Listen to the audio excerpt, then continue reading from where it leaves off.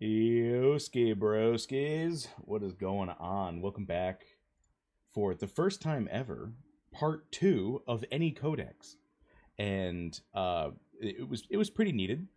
There's a lot of words. The word that I think this is the heaviest word count we've ever had in any codex ever, and this is what we're seeing right here, not including that super lengthy blog that was badass, and I recommend everybody go read all of it. I read like half of it. But we're going to be continuing on from where we left off yesterday. And by we, I mean, of course, the... What word should I put in here this time? Irreferable? Inconceivable? Matty Pesk? Sure. All the adjectives. I'm a big adjective fan. Let me get that out of there. But yeah, wow, I'm super excited. I do, like they were saying in chat, this is kind of cheating. I agree. And I apologize. I was kind of low energy yesterday, but let me tell you, I am amped up right now. I am pumped up for this one. I've been guzzling coffee today. I'll tell you what, I got a new coffee order at Starbucks. I get a non-dairy cold brew vanilla cream coffee with 4 pumps of vanilla, and I gotta say, it doesn't taste like coffee at all. It's my favorite drink now. It just tastes like milk, and it's super caffeinated. It's exactly the way I like it. Good for you. Yeah, so how you been? I know this is normally the bog side hour here. Yeah, so we talked about this at the end of last stream, but like I do want to bring it up here. Bogside is not going to go live tonight because we have a very special weekend stream that we're doing this Saturday at 8:30. We are getting access to the PvP, and we're going to be playing it live on our stream on the Bogside page. We're going to have yourself, Wowie, join us, and we're going to do some actual PvP matchups. Yeah. So we kind of decided to not go tonight, and we're going to just save it for Saturday. So that's where Bogside's going to be. It's going to be freaking sweet, man. It's going to be pure carnage. Bodies will be flying. Heroes. I can't wait. I'm so excited. Will be decimated. Yeah, it's going to be a lot of fun. I mean, obviously, every single one of us in the community have been waiting for literally this to happen. Yeah. For what? 3 years officially, almost, right? I mean, whatever. Years, days, months, who knows? We can't. No one knows at this point, so we can't. We shouldn't put a day on it. It's true. It's true. But at the same time, I'm still just as hyped. But I will say, before we get into like the next tier, the tier 10s that we're talking about, right? Can we talk a little bit about the first 5 tiers? Sure. I mean, let's give a quick recap. First of all, rating wise, right?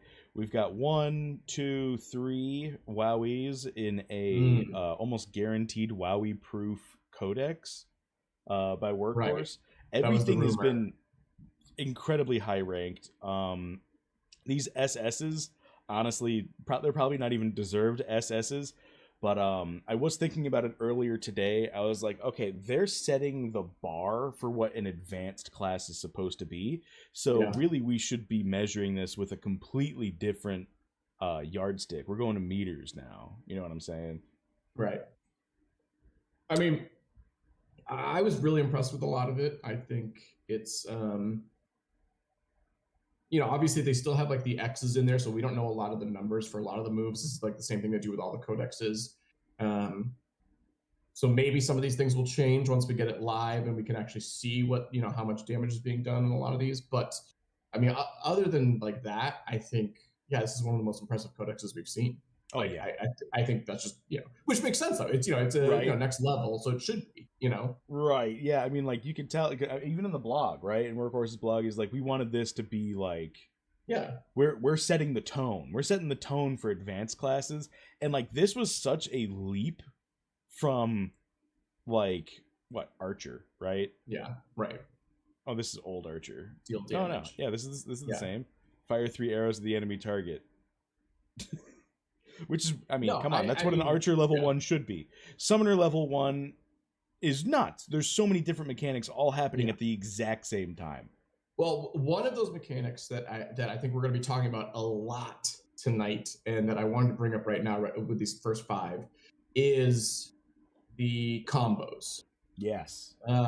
So Summoner has a ton of different combos, and the whole design of it was to have these complex combo trees. Something I talked about in the part 1 that I have attempted to do tonight is to create a flow chart that helps us kind of process the combo bonuses.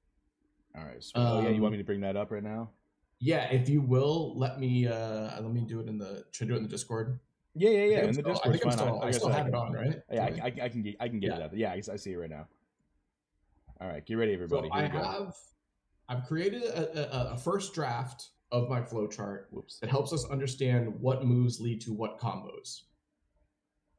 I think one of the key things I want to emphasize here is this is just possible outcomes. This isn't necessarily like these are better combos than other ones. These are just the possible combos that are available with the summoner class.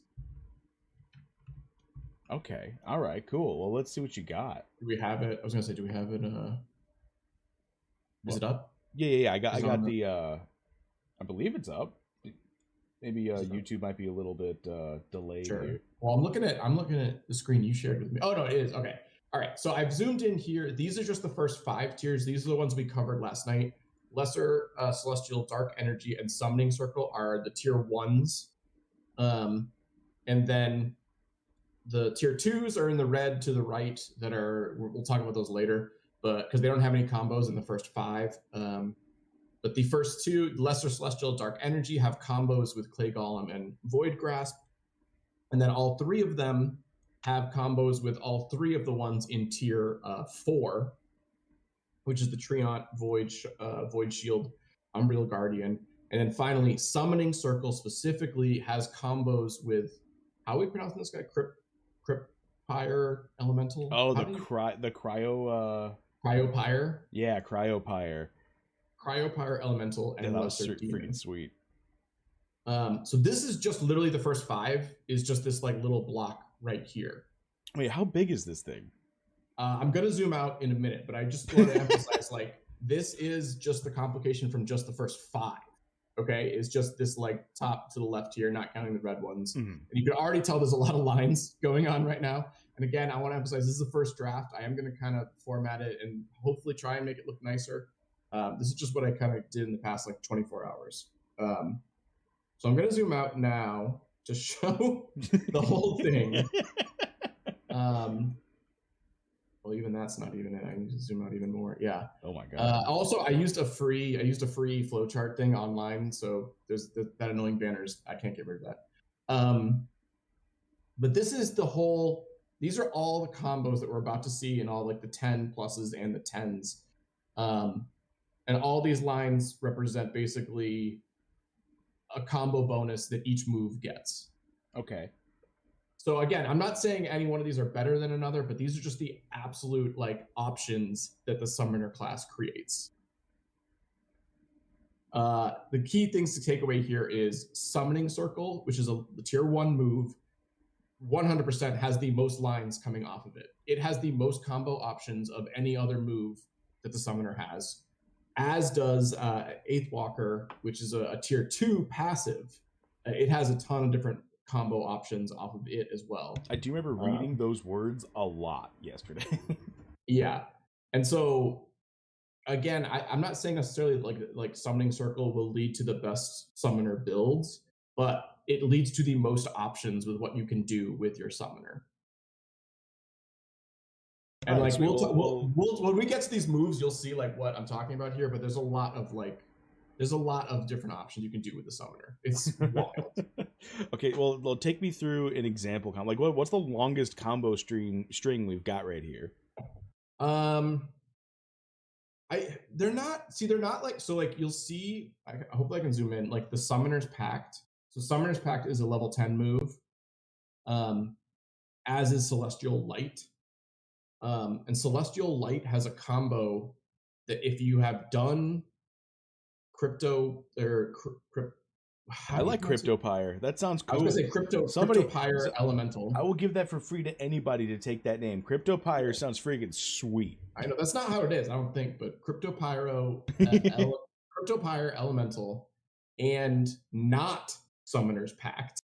There's a specific combo for that with Celestial Light. But then if you do have Summoner's Pact active and you did the elemental, there's a different combo for Celestial Light. So like there's so many iterations, it is like insane. So yeah, so the elemental, like if you do the summoning circle, there's a bonus to the elemental. If you do the elemental, there's a bonus to the Celestial Light, but only if you do not or do have Summoner's Pact active.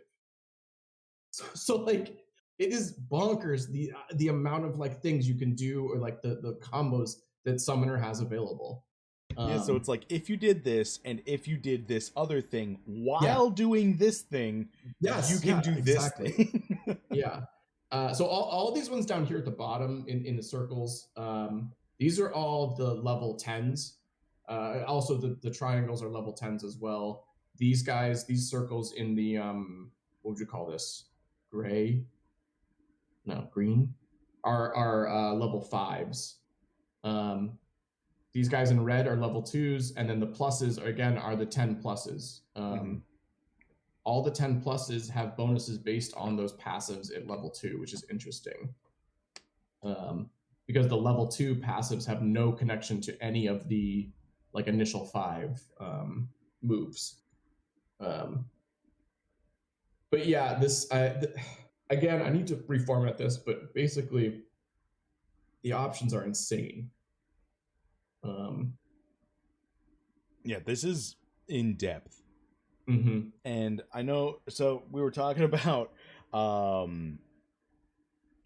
combo trees potentially being opened up for every other class as well, including oh yeah, I'll go ahead and take this down now, including like the basic classes, right, where they would have similar aspects where everything, well, not everything, but a lot of things combo into later things, so you're not just stuck with picking one particular combo line. You have opportunities to like kind of flavor your combos in a different direction. But I think it would go even further with cross-class combo trees, where you'll have some things where it's like, if I used Whirlwind last turn, then Summoning Circle does something extra.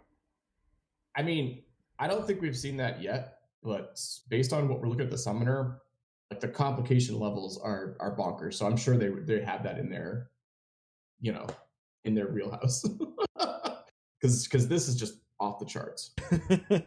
Oh, and I don't know if you noticed that I've had Charlie Day's Pepe Sylvia monologue picture just pulled up on the side here for a while, because this is literally what it feels like when you're reading through this stuff. Yeah, I got super into this. I still, like I said, I want to reformat it and like I'll present it to the community eventually, but that's just my rough draft. And maybe we'll come back to it and reference it, especially when we get those level 10s that have the weird like, if this but not that, then get this combo. Right. Like, I'm excited for this, because I'm hoping that like, so I try to take this with like, okay, what can we expect from other advanced classes when we get those codices, right? Like, I mean, how would this format fit within how we view the Paladin right now, right? Honestly, what if the Paladin literally is just like swing hard, swing harder? Like, it's just number one, I'd love simple. that. But I mean, I'm picturing more of like a Captain America unit now, rather than just a like stand there, absorb damage and heal party support tank, right? I'm imagining, you know, that'll be an option, but now I'm also imagining like Superman of action, coming at you, the mega bonk ranged shield move, right, where you could probably like choose P3 and it like bonks forward. Kind of like how archery is right now, but or I could see something that's like smash through their barrier or shield. You know what I mean?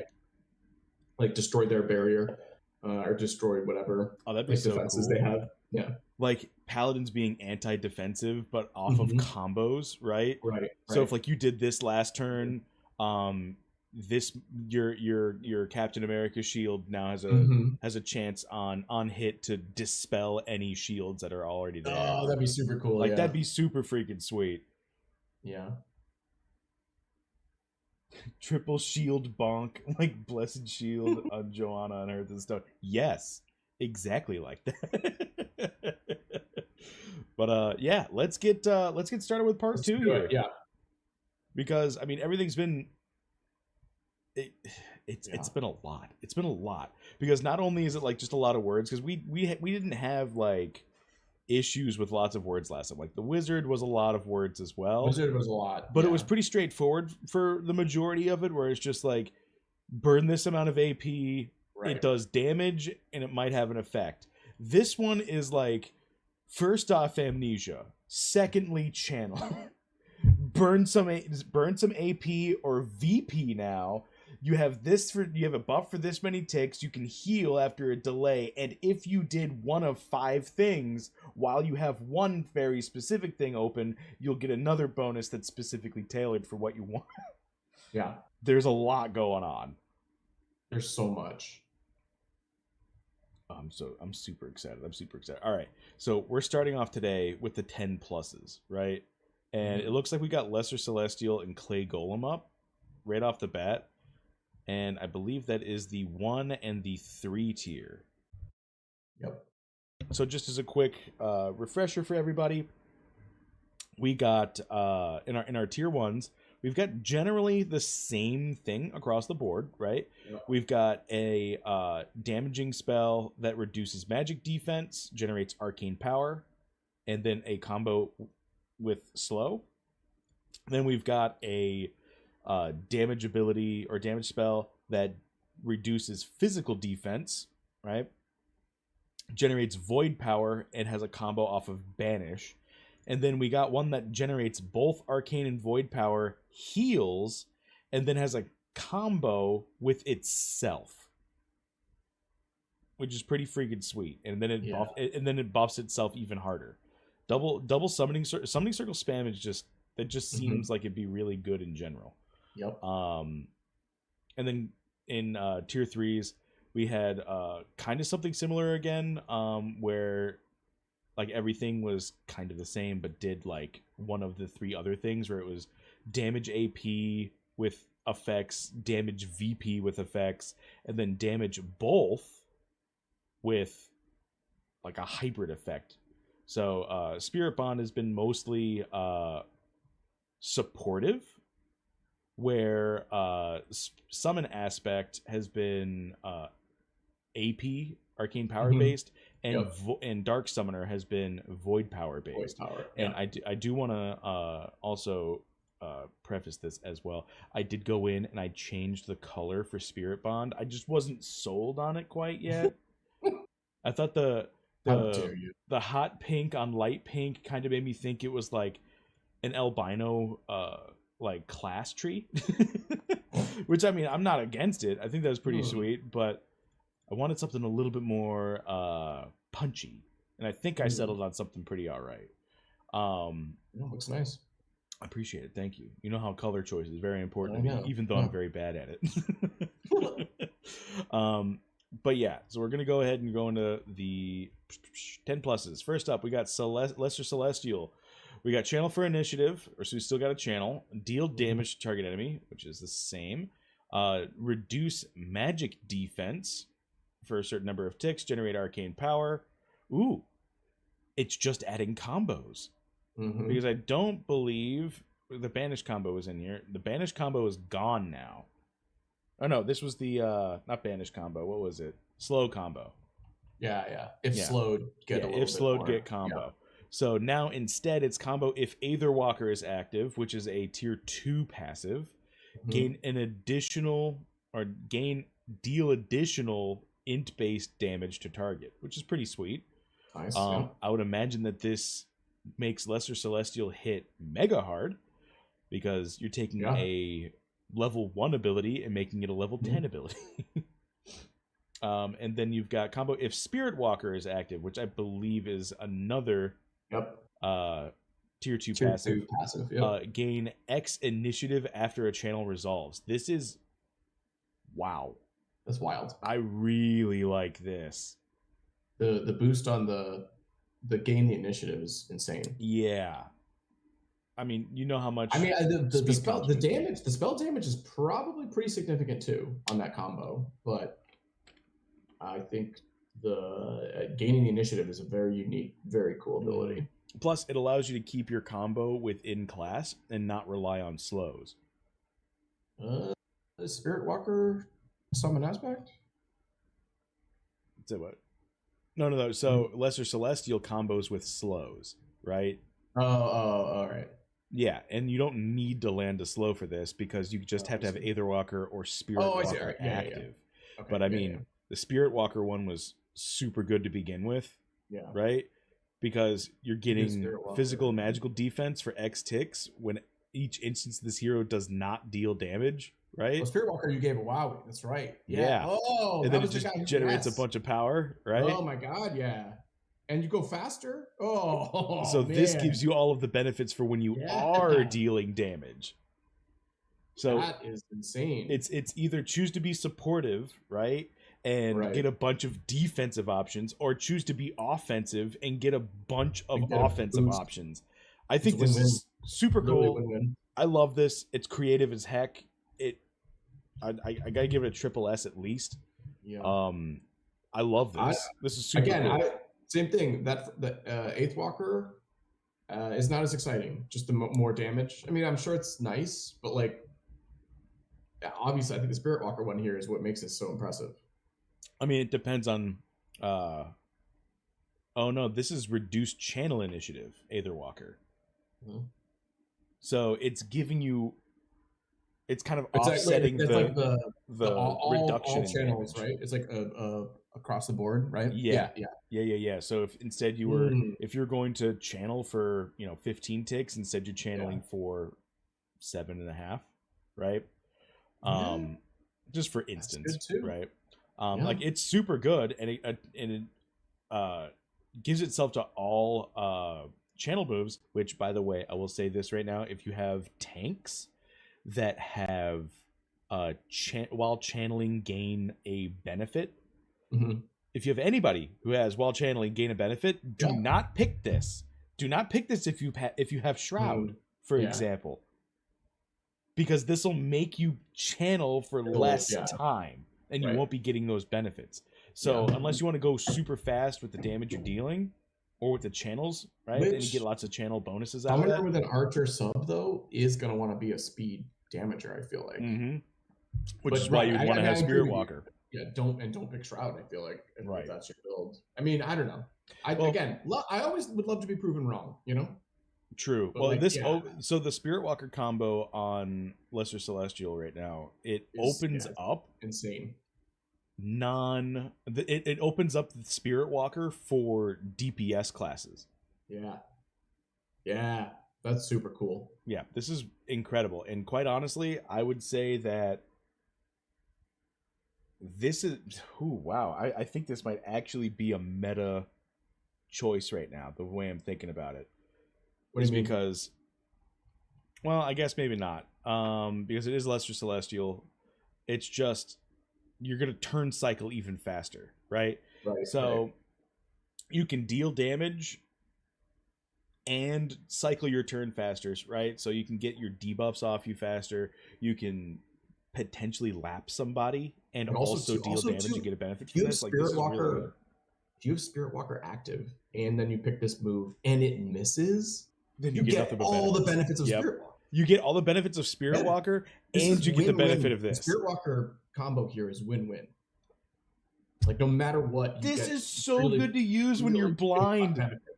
Yeah, sure. Oh my god. Yeah. Why not?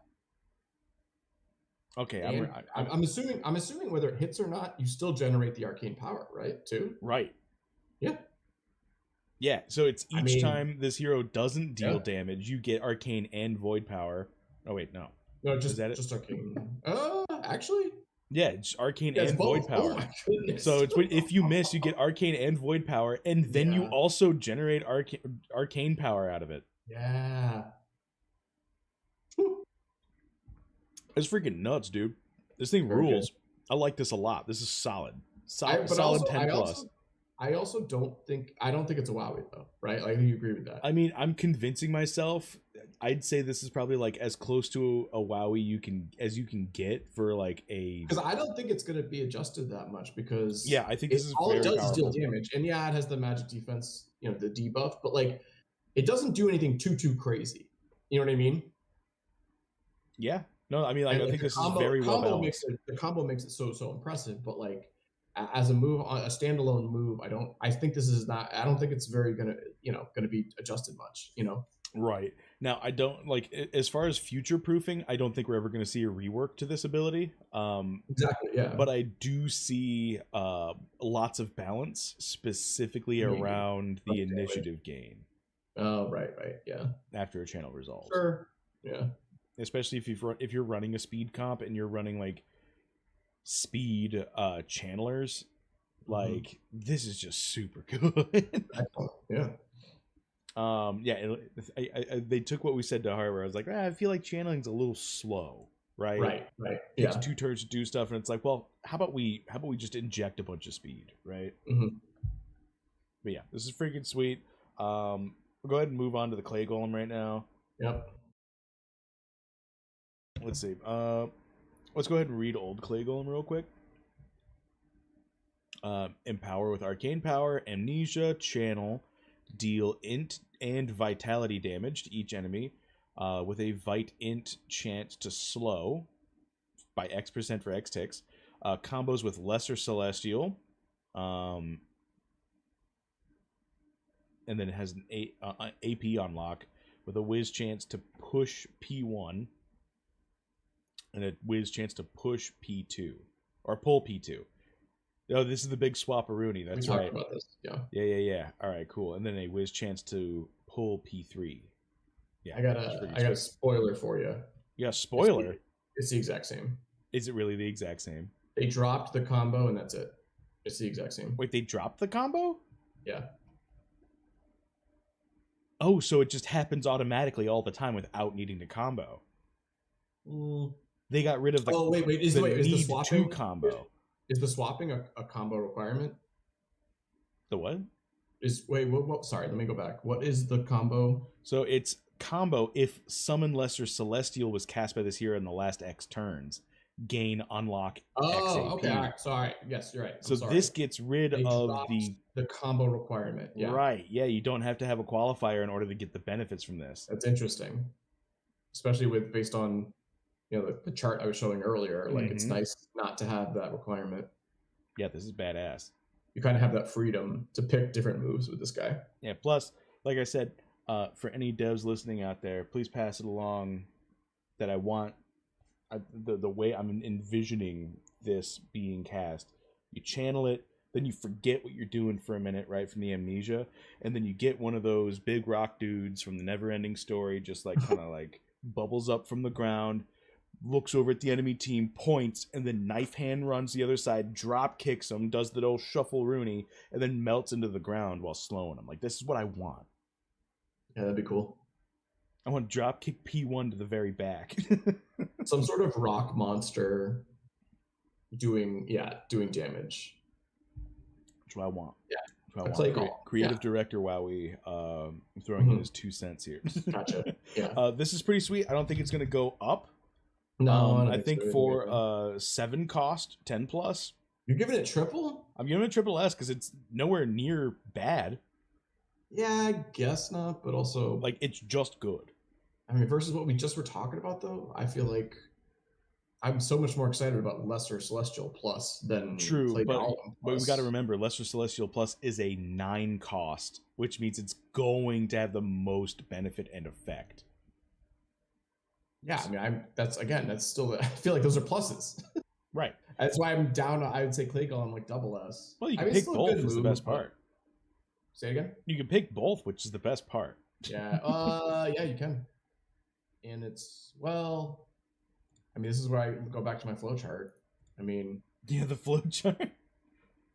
So, you actually get to remove Clay Golem from like a combo start flow chart. Well, actually, okay, yeah. I guess it only comes up Oh no, it doesn't matter then. Never mind. I was gonna say, do the pluses change the chart, the tree? You know what I mean? Right. But there only is Void Grasp. I don't think there are any. Oh, I guess yeah. There's a Lesser Celestial combo tree. I'm curious if Lesser Celestial Plus counts as the lesser. You follow what I'm saying? It definitely does. It 100% does. So Lesser Celestial Plus counts for all of the Lesser Celestial combos. Right. Because Lesser Celestial empowers a Treant, Void. There's a bunch of different moves it boosts, but then also there's a level 10 move that it boosts. Or at least there's a tree that it starts. Okay, interesting. I think the big winner here for the 10 pluses is probably going to be Summoning Circle Plus, just because there's so much that stems from it. But yeah, I think Triple S is like perfect for this. Okay, all right. You just get nothing but benefit without having the restraints of needing to combo, which means it opens you up to choosing a different build. You know what I'm saying? It gives you build options. Yeah, which is what we want. All right, yeah, let's move on. Let's move on. Dark Energy. Dark Energy Plus. We got Channel X Initiative, int damage to target enemy, int % chance to reduce physical defense for X ticks, a whiz % for X ticks. Generate charges of void power. So far, so the exact same. This is the one that comboed with Banish before, but no longer. If Voidwalker is active, sweet. Deal an additional int scaling damage to target. Everyone loves that. Combo, if Spirit Walker is active, gain X initiative after channel resolves. This is the same. This is the exact same as Lesser Celestial. Oh my god. And I like this so much better just because we talked about this in part 1. I think reducing physical defense is slightly better than magical defense. Obviously, that might change, but I still think. I mean, with the amount of BS that this class and the wizard can do, I know. I think I'm gonna want some magical defense when Maybe they're all fair, yeah. That's a fair assessment. Oh my god! All of this is magical damage. Yeah, this is getting nuts. Oh hey, what's up, Two Noobs? Glad you can come by. But yeah, this is just good. It's the exact same as Lesser Celestial. They just give it the exact same combo restraints, except now you can use it for void power generation rather than just arcane power generation. It just depends on how you're building your summoner. Right. For all intents and purposes, this is literally equal. Yeah. For Lesser Celestial Plus, you just get void power instead of arcane power, which is still and it's still physical versus magical damage. True. Yes. Which again, I favor the physical, but maybe I'm biased right now. I'm talking about this. Like that's going to be a meta dependent. What's more popular? What's happening? Or if I know who I'm going up against, right? Exactly. If I know who I'm going up against, I know Skiller's over there. Exactly. Throwing a triple archer team at me, and like, okay, we need to get physical defense down, stat. Well, whatever. Yeah. You get. Wouldn't it be if your team? I guess it'd be more a bit dependent on your team. Yeah. It would be dependent on your team. What am I running? Am I running a magic build or a physical build? Yeah. Sorry, backwards. I said I was with it. Yeah. Still. All right. Meta dependent. Yeah. It really is. I guess it's team dependent, right? Right. It's your build. Yeah. Build. Yeah. Your team build dependent. Yeah. Or if you want void power or arcane power. Exactly, So we got Void Grasp. We'll go ahead and read old Void Grasp. By the way, I did run to the market and I got a couple of. I got very lucky. I bought a couple Dark Knight subclass summoner. I bought a couple uncommons and dark summoned them and got a legendary. No freaking way. Yeah. Because I think Dark Knight with a summoner subclass is going to be bonkers. Well, I mean, you're seeing a bunch of int and vitality % chances and scaling. I don't think you're far off from like Yeah. that choice being top tier. I got like 3 or 4. I got like a couple of rares and then a hit on that legendary. It was just like I just did it like randomly, you know. And I mean, come on, what are the And they're cheap. chances that Dark Knights don't have insanely cool void power? Oh, they're gonna have passive void unlocks. power stuff. Yeah. I think that's an interesting combo. Yeah, this Dark is freaking Knight, sweet. Summoner sub. Oh my god. Sorry. All right, Void Oh Grass my God. Plus. Yeah. So regular Void Grasp, which is somehow much longer than Void Grasp Plus. So Empower with Void Power, Amnesia, Channel. We got deal VP scaling int damage to target enemy with VP scaling and int chance to banish. Target returns to the battlefield in P1, so it's an automatic positioning, right? Mhm. Which is probably the coolest part about this move. Exactly. Yeah. And then you have your mega negative. This is probably what they took out. Yep. Oh, I mean, it is. I'm telling you right now, it is. Oh, that's great. That's great if it is. Because if Banish did miss, this hero is going to gain an int % chance to be inflicted with Berserk. Oh, if the hero Berserk, is that's inflicted right. with Berserk, it gains Void Power, which is that's a sweet ass offset. Kind of. But, yeah. And then combo, if this hero casts Summon Dark Energy in this turn, increases chance of Banish, which is pretty sweet. Hopefully that stays in there. Void Grasp Plus. Let's see, we've got Empower with VP. Yep, check. Amnesia, check. Channel, check. Deal VP int scaling damage to target, check. VP int and whiz % chance to banish target. So they just roped the bonus % chance to banish in, and then target returns to battlefield P1. Just freaking sweet. Triple S, negatives. easy. No negatives. Yeah. Honestly, I want to give this a triple S plus because this is freaking sweet. It is a chance. 10 plus. Yeah. It's a chance to happen. Yeah.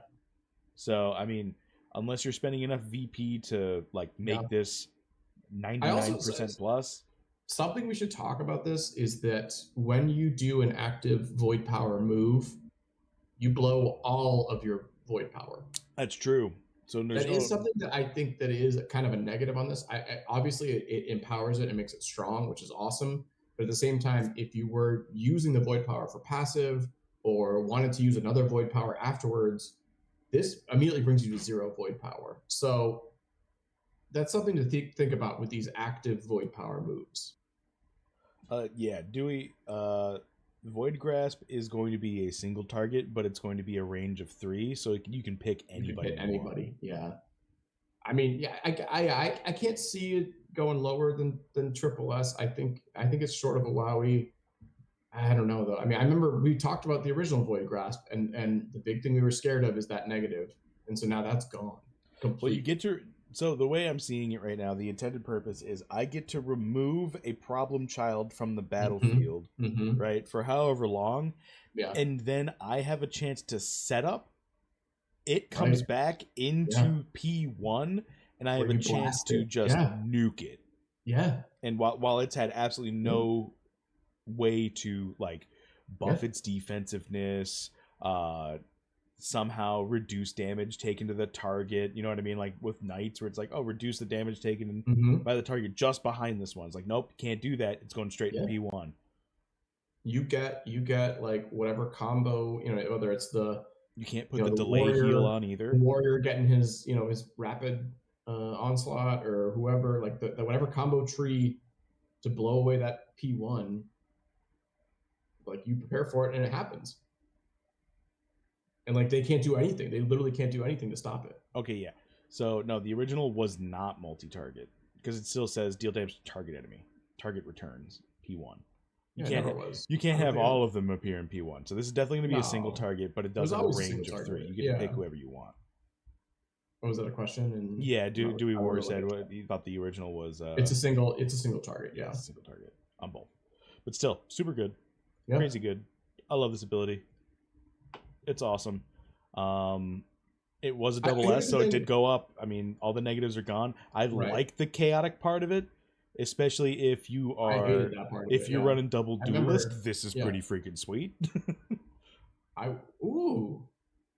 Yeah, the negatives on Void Grasp, on regular Void Grasp, if you're running double duelist and you're the last one alive and you're, I was say, gonna a say, yeah. Berserker Summoner I mean, with okay, a basic sure. attack build, I guess that's a weird build, it's a weird as hell build, but I mean, but also like, there's a chance that some weird stuff's gonna happen here. are we you're assuming that duelist does get activated if it's a banishment? I would, because it's removed from battle.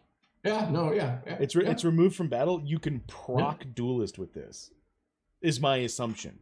I mean, that's such a unique situation. I think it's a really I mean, that's, hey, whatever. powerful I think situation, because if that's that a banished happens, build like, right there. Have your yeah, archer on double duelist, right? Well, no. that's a waste. Yeah, no, Yeah, because you would still have to be the only one left. You wouldn't be able to right. just proc it Yeah, with your team comp, but I, it's still, duelist. I remember we ranked duelist pretty low. I think yeah, it's not the best. it In literally my it would opinion. be a highlight reel like once in a, it would be such a unique situation. It's good And to it have would, as like a backup, I think. yeah, If you're noticing like, oh, my team is always getting killed in a very specific order, it's one of these two always first, but then I've got this guy that's always alive right, last. yeah. I'm gonna rebuild this same exact try setup and and try and put double duelist on him, because sure. I'll get to the Yeah. end and he'll just be a monster. If you're losing by that one swing every time, maybe, yeah. I mean, double duelist is what, 40%? More damage. Yeah. Hold on, I still have that tab. Duelist. Yep, 20% Yeah, for a so, I single mean, one. So double is 40. So I Yeah, think I mean, having double duelist as your backup is actually a really, like, it's I a don't know, contingency plan, because you can never really just turn it on. I'd rather have foresight. Yeah. I mean, I get what you're saying. I get what you're saying. There are situations where you're right, but like, I think I'd still rather have, I don't know, yeah, resistance to fear, and it's a magic based hero. I think Yeah, I might, I think maybe all the I'll take the resistances I'll take are the top duelist. tier, by the I'll way. take the duelist then. Like, I don't know. I'm a fan. I'm a fan. All right. We gotta move All right, on. We gotta sorry, move on, yeah. because I said it wasn't gonna take 3.5 hours this time. Oh, I thought it was. I'm ready for that. I was like, nah, I'm not gonna take 3.5 hours of everyone's time I'm with ready this. I'm ready for however many hours it takes. All right, so we got Summoning Circle. We remember what that does. It generates both AP and VP. This next skill, this hero casts, gets a int scaling bonus percentage, right?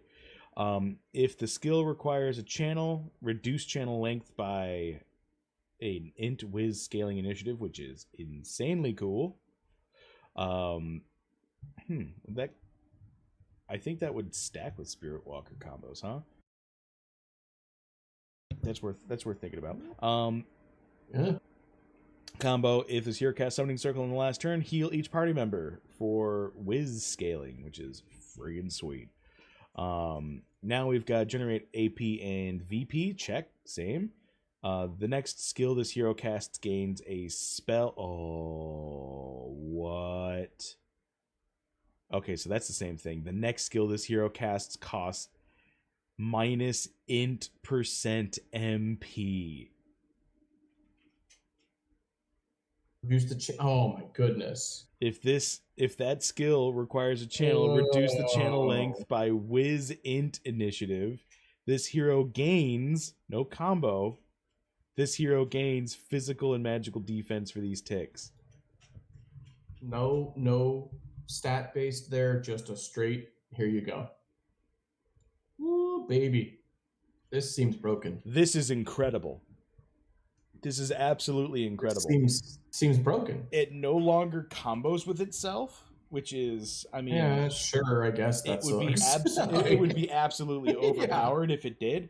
But if you don't have need for a healer, and you're just looking to generate as much AP and VP as humanly possible, right, you spam this. You are spamming this all day, every day. Like, yeah.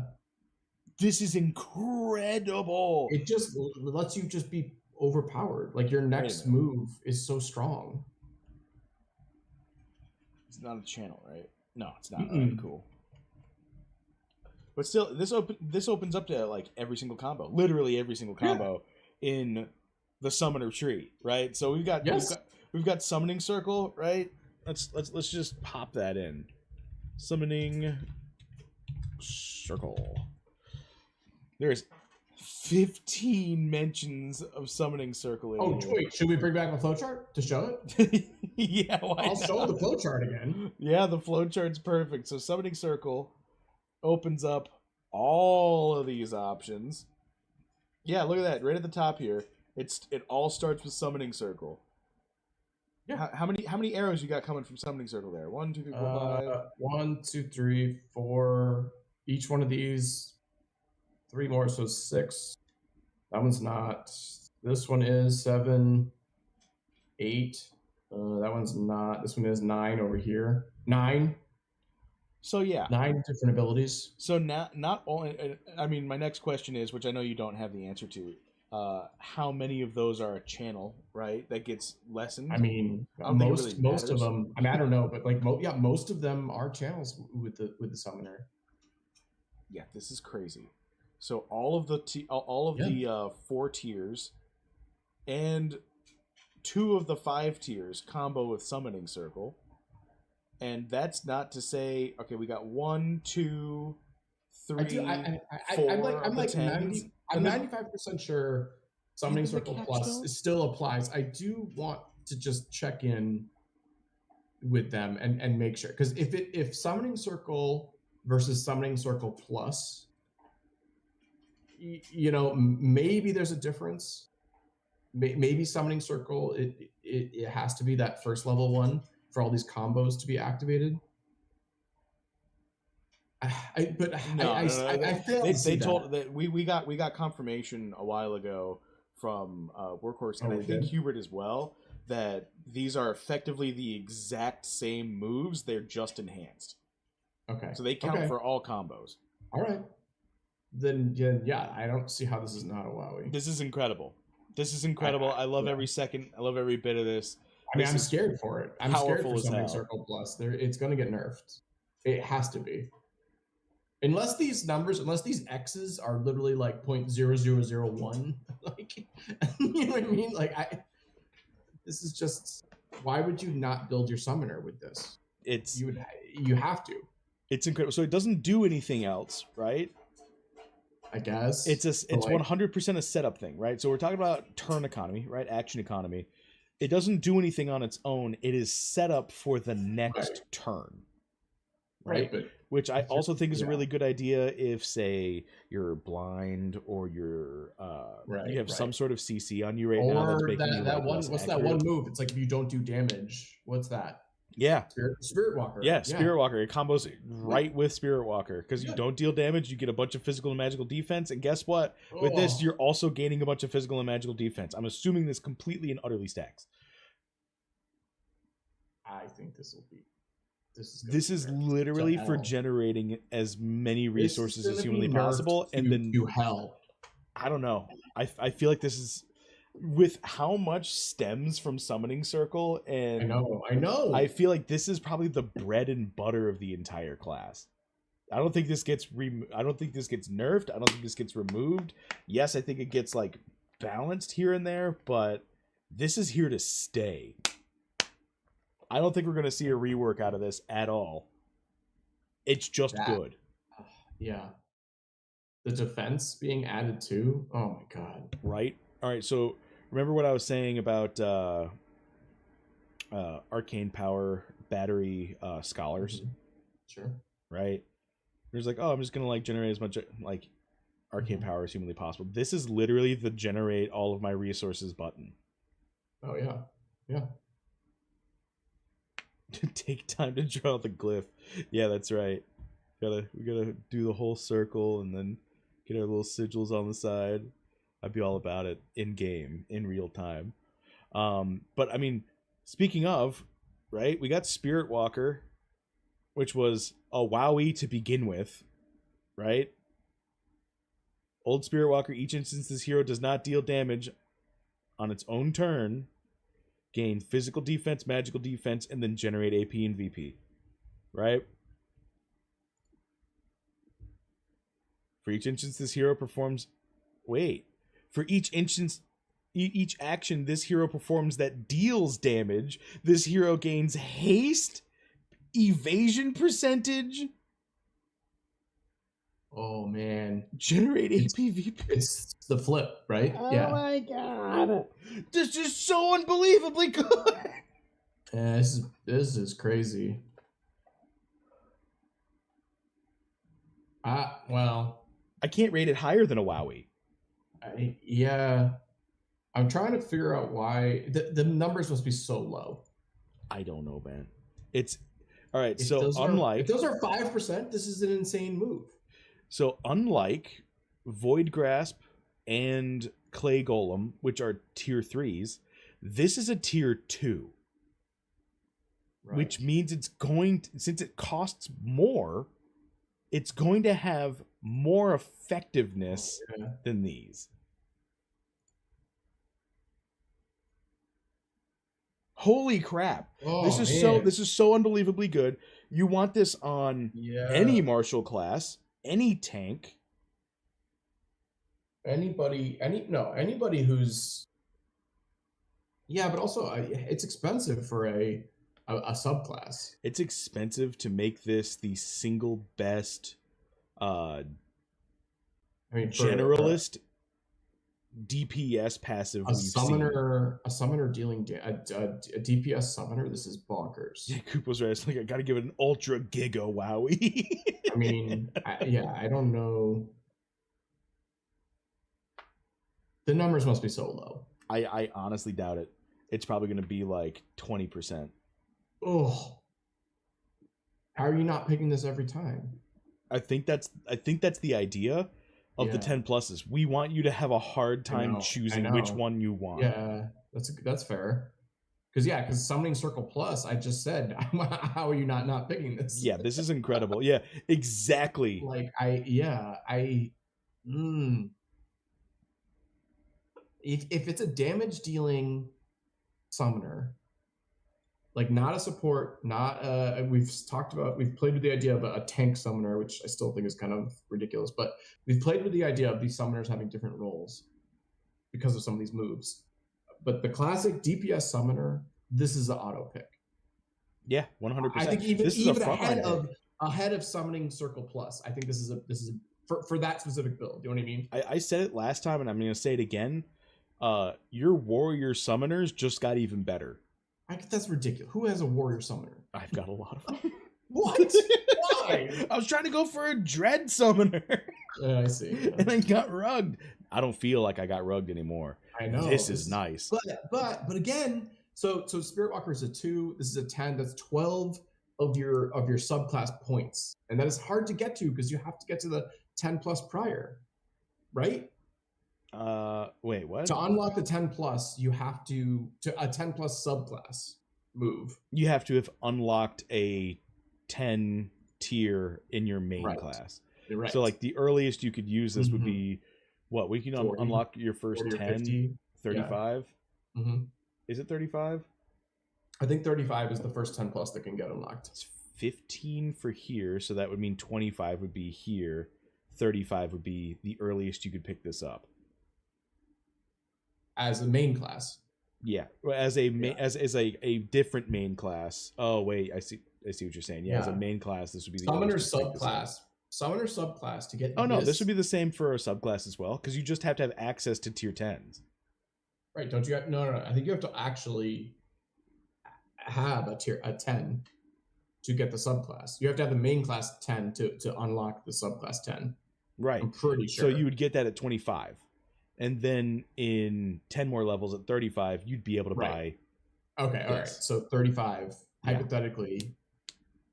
My God, the 30-40 bracket's going to be insane for PvP. That's not as crazy as I thought it was. I thought it would be higher than that. Also, when we get to level 100 and we're doing super late game PvP, you can pick all of these.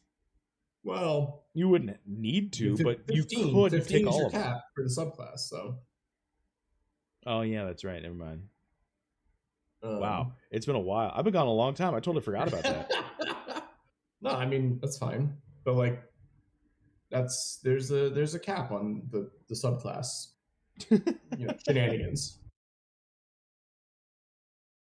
No, we got a lot of good comments here too. Summoner subclass stonks go up. Yes, indeed they do. Yes, I can yeah, see 100%. this as an evasion tank pick as well. 100%. That's why I Yep. love it so much. My Yep. foresight maxis rejoice. Yep. Let's see. Does the plus version basically flip from not dealing damage to dealing damage? Yes. Yes. But you don't get the effect of both of the original and the plus one. No. So this No, overwrites. the plus one takes over. Yeah. Yeah, the plus overwrites what the Yeah, old one yeah. was. Yeah. To Sticks intern, congratulations on that legendary warrior summoner. That's my favorite class right now. I mean, yeah, we talked about this in part 1. I think summoner as a tank seems bonk, as a subclass to a tank seems like so weird. But there's a lot of builds and a lot of moves I'm seeing here. It could be successful, I think. Yeah, no, this is incredible. It's versatile as hell. This Yeah. doesn't have to be on martial classes. This is great on spellcasters. No, yeah. This is great on like haste and evasion and no stat based growth. Like it's literally just here's your bonus. Here you go. This is the absolute best thing. Yeah. A spellcaster, any DPS. This is the best DPS passive I have seen. Right. Period. No, yeah. I honestly should rate this an Omega Giga Wowie. Because I have a wizard summoner mythic that I'm just like, fuck, this is incredible. This immediately has raised the bar so much that I feel like dropping everything else down a rating. Like that's how good this is. I mean, again, unless those numbers are like stupidly low. They can't be. They can't be. They wouldn't do that. It's five. Even 8 5. Cost. Even it's 5%. It's an 8 is impressive. Like if there were 1%, I'd be like, get out of here. They can't do that. It's a 10 cost. It's a 10 cost skill, right? So all of these crazy 10 cost skills across the board for all classes, right? Yeah. They're all nuts, and this, with the least amount of words we've seen in this codex, is going to have the same expected same impact as this. Yeah. No. You know what I'm saying? Like, so this is insane. I think 20% on both those numbers is possible. I think that's like super fair too. Yeah. Oh my god. Until the next turn. This is so good. And then do it again. You just don't miss. Yeah. Just don't miss, because if you don't deal damage on your turn, you don't get any of these benefits.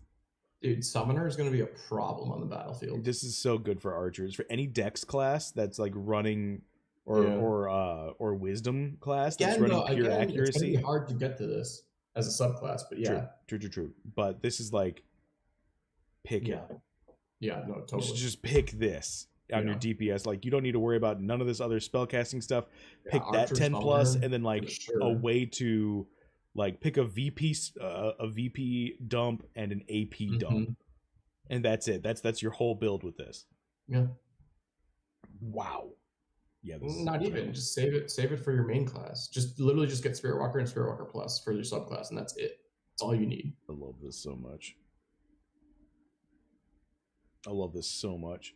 Well, if you don't have a way to like use AP and VP, then it's not as the second half of that's useless. But still, so you'd definitely want to pick up one of the dumps, right? Because there's no point in like going all that way and then not getting like that's something that's just like But you don't have 3. It's 10 plus 2, right? So would you have 5 or would you have 3 left over? Oh, if you purchase this, you'd have 5 left over. Okay, so 5 left over. Yeah, you could pick within the first 3 moves. Yeah. You can use some void power. Is there a VP and an AP spend? There's got to be a VP AP spend in the 10s. Both. No, in the 10s, yeah, but there's in the 10s. There's again in true super spec fashion. I again did not read ahead. I've abstained from. I don't know if there's a spend both. I don't think any move has spend both. That'd be super cool if it did, though. I mean, come on. Yeah. I I feel like that's like a Dread Knight thing. Like it's or gonna be like a, like a special, or something along the like lines where it's access like access all the power. Like spend all your VP. This deals damage based on how much AP you have banked. well, there's the passives. I think the passives do both, but I don't know if there's an active one that does both. Well, we'll find out. Yeah. All right. Speaking of, we're moving in. We're moving into the tens. There's so And many. I'm gonna walk away for like 2 seconds, but you start off, all right? Yeah, I mean, I'm gonna. It's let the audiobook commence. All right, so we've got Summoners Pact. Unlock X AP, always great. For each instance this hero uses a summon aspect discipline skill, gain a whiz % chance to automatically spend MP to heal each party member for spell.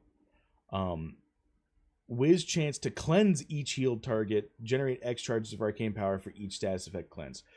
This is just incredible. It definitely like it's a mana burner for sure. Like this is one of those like this is for fast teams. Like I'm gonna burn through all of my resources as humanly fast as possible. And if you're not dead by the time I burn everything, I give up. That's what this is for right here. I wonder if this would pair well with Summoning Circle Plus. I wonder if it would even pair with Summoning Circle Plus. I'm pretty sure that this gives me it's a passive. It's an AP passive. So this is really cool. It's just for free. Oh, you want the audiobook voice? Yeah, the as you've learned, the precious or the precise moment a summoned entity enters our plane. Yeah, I got you. I'll do the movie announcer voice. Man, I wanted to do that so bad when I was a kid. I was like, this summer, always wanted to do that. But this is really good. I'm gonna say it's pretty niche. Sorry, I'm back now. It's pretty niche. It's not really auto spend on It's an auto spend. It's an Each, auto spend. but it's everybody. It's everybody. And it's every single time you use it. I think it's really, really, really good. Yeah. I think it's really good, but specifically only for the summoner. If you're using a lot of it's only good for main spec, right? Main class is great. I love that. Can't use it for very many subclass scenarios. No. You have to build for this if you're going to use it on subclass. But it's only really used. Well, I guess this would kind of give everyone access to a heal. There's a while going DP. There's an unlock requirement to do the move completely. True. Well, it's an unlock. It's an AP. It's an unlock passive. So once you have a certain amount of AP banked, you just get this. Right, but start of battle, you don't have this. No, you do not. But you don't need it at the start of. You don't need to heal at the start of battle. I guess not, but also that's just kind of annoying. But also, I mean, come on, let's just freaking use Spirit Walker Plus and Summoning Circle. No, I know, but what I'm saying is like it locks you into, again, same thing what you're saying. Like this is so specific to a certain build. Like you have to have somebody who has arcane power gain. Yeah, it's you've got to give this to someone with a So even your joke there about Spirit Walker, I don't know if that would be ideal because Spirit Walker, because it has both of those gain, I bet it doesn't gain arcane power as fast as, say, somebody who's exclusively, you know what I mean? Like some of the other on this track that has exclusive I get where arcane you're coming power from for sure. I would assume that there's going to be a lot of martial moves, and there's probably going to be a passive for the Dark Knight where every time it deals like any damage, you're gonna get arcane and void power. I don't know. And this Dark Knight might be exclusively void power. I mean, yeah, that'd be awesome, but Dark Knight might be exclusively void power though. And again, this brings up the question of a mana battery and how important mana batteries would be in this because you have a mana drain. And one side. So I just want to bring this to the attention of like everybody, right? Imagine you have each side, you've got you see everybody's health, right? That's the main thing you see. Once all of the HP across the board is gone, you win, right? Once all the HP, all the collective HP on one side is gone, you win, right? So think of every unit's HP bar as one HP bar, right? Once that is fully Okay. depleted, you win. Now think of Gotcha. all of their combined MP as one big bar. Once Okay. that is depleted, you lose. I Because mean, you can't do anything else outside of a basic attack. not Unless you've got necessarily. mana pots. You don't lose necessarily. Like you could just basic attack for the W. You could. You could. I mean, we've all experienced that with the Mama Boar. Yeah. But that's likely. So No, what I'm hoping, it's unlikely. I agree, but well, like, what I'm hoping that like no, it's PvP clear doesn't cut turn as the hit into points. is The hit like points when it's over. As soon as like it's over. true, but my point with it is I hope PvP doesn't, like, especially high end PvP doesn't turn into like these ultra survive beasts where everyone is extremely powerful. All this super cool flashy stuff happens. This is the good part, by the way. I hope this does happen. But then both sides slowly just like run out of MP, and now they have nothing but basic attacks to do the entire rest of the match. I don't hate that. That would be all the wind out of my sails for both sides. I don't hate that as like, but no, but in my mind though, that's because Like if it was poor management in my mind. on both sides. Well, it would Yeah. be Well, like, surviving on here's both what sides. I'll say. If every battle all the time ends that way, then like, yeah, that sucks. You know what I mean? Like, if that's just how it always is, Yeah, an attrition battle. maybe there should be some adjustment, right? But like, I think if there's like one or two battles where like it literally is such a, if both sides are like control, knock them out, you know, stay alive, where it comes down to like everyone's used all their potions, everyone's used everything Right. they got, and it's just a few like basic attacks at the very end. Like that's fun. Well, That's fun. here's an example, right? Stall comps. Stall comps are made to be just survive monsters, right? I take Yeah. no damage, and if I do, Exactly. I heal it. Period. If Yeah. both sides are playing a stall comp and they Yeah. both run out of resources, the That's match never fun. ends. Yeah. Well, no, it'll come down to who's how insane did you get with your you know, like did you only bring heals and like you don't even care about anything else? You know, like True. I mean, there are self-sustain options as well. I mean, like what we've seen in lifesteal for yeah, the why warrior. not? Like, Yeah. but if both sides just can't Yeah. die because they're life stealing too much, right? That'd be awesome though. Like, That's like how a does the highlight match reel end? though. That's a highlight reel unique situation that probably doesn't happen that often. You I know what actually I mean? think that you're putting not enough. Like, that's gonna happen a lot, especially at the top end of play, where if I don't kill everything in one like burst of resource management, Yeah. then I'm not, like, all the gas is gone, right? Right, It's gonna be but then the sustain comp will win. You know what I mean? right. But if they both use the same comp, you know what I'm saying? Like the attritions No, I are gonna agree. come I out. agree. But I'm excited. Like those are super. Those are the ones I love. Like control versus control. I'm so excited for that. Like everything I've told you about this. Like you know that's how I want to play it. Like I want that. I want the match to be fucking an hour. You know, like I'm in. That's what I'm Right. in But if the for. match was an hour, all right. So this brings me back to, like, I wish basic attacks would generate some MP. You've said that I so know, many times. I know. Let's get And you back. know Let's what? get back. I'm Let's gonna get back stay. to I'm gonna reality stay on my here. soapbox for the rest of my life on that one. I think basic attacks should generate some MP, even if it's just a teeny amount, because I want to be able to do one more ability at the end. Listen, I understand. I understand where you're coming from, and I get it. I Let's get back to just want reality. This move is one of your lowest ranked ones, and yes, I kind of this is the lowest ranked move I've put out here, just because it's very niche. It's very niche. I do like that it's automatic, but I also, because there's no mana batteries, don't like that it's automatic, because I cannot control how much MP I'm spending. I want to, and it scales with level. I want to bring up a small little point. It's not a big deal. There is a pretty unique combo that this one is a part of. Okay. That we're going to see in a little bit. And not that I don't want you to change your rating on it, but I think that's why this one isn't that powerful. Got you. Okay, so this is a tentative S then. Yeah, I don't think you should change. I don't know. I mean, No, this don't will think you've stay ever S, but I will keep this in changed it. consideration for when we go Yeah. to whatever the Yeah, combo is. it's a pretty unique one, and They're most it's likely pretty designing it powerful. that way. This one's not as Yeah, impactful, but if you that's what I have think this why. and that, it's gonna be Yes, crazy. yes. I think that's why this one isn't as powerful as you might think it would be. All right, cool. All right, makes sense. Makes sense. All right, moving on. We got another summon aspect. We got Celestial Light.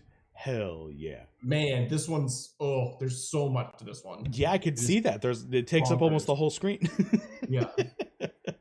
Okay. Amnesia X, Channel X Initiative. Ooh, we got deal zeros again. We haven't seen this in a while. Yeah. Deal 0 damage to target enemy in P1, P2, and P3 with an int % chance to blind P1, confuse P2, and silence P3. This is already neat. Mm-hmm. Generate arcane power for each inflicted target. I like that. Combo. If summon Cryopyre Elemental was cast within the last turn and Aetherwalker is active. Okay, so you have an if and. And Summoner's Pact is not active. All right, so as long as you didn't pick this, mm-hmm. You gain an int % chance to apply X stacks of burn and chill to each target. Oh, this is a wizard's dream right here. Generate. Okay, I get it because Cryopyre. This is cool. I like it. Mm-hmm. Generate arcane power for each inflicted target. Combo. If Cryopyre was cast in the hero's last X turns, and both Aetherwalker and Summoner's Pact are active, deal additional damage to each target. A chance to daze each target. Wow. It's a whiz chance to daze each target. An int chance to apply burn and chill and then generate arcane power. My god.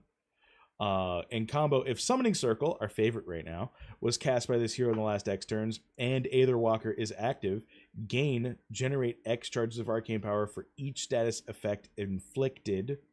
Deal an additional int scaling damage to each target. This is just super cool. So, a couple things right off the top with these combos. Mm-hmm. Obviously, when Summoner's Pact is not active, and also Summoner's Pact is another 10 level move, so we're talking about a very high level hero here. But it's possible that the final combo and one of the two ones above it can be active at the same time. You can have Summoning Circle and Aetherwalker and Cryptopyre and Summoner's Pact. You can't have all three of these, obviously, but you can have two of the three actually happen as long as you have the exact build they're talking about. That's a really interesting point you got right there. Unless the X number of turns is insane. Unless the X number of turns is one on each. If it's one on each, then no. But I don't think they would do it that way. Yeah, why would they have X last turns if it's not just one? If it's not, they would say possible, if used on last turn. And so again, this is why Summoning Circle. I cannot emphasize how important it is to have it enough. But Summoning Circle, Aetherwalker, and Summoner's Pact, whether you have Summoner's Pact or not, you have to have the Cryptopyre Elemental, obviously. But you can get two of these three combos active, which makes this move bonkers. Yeah, this is really good.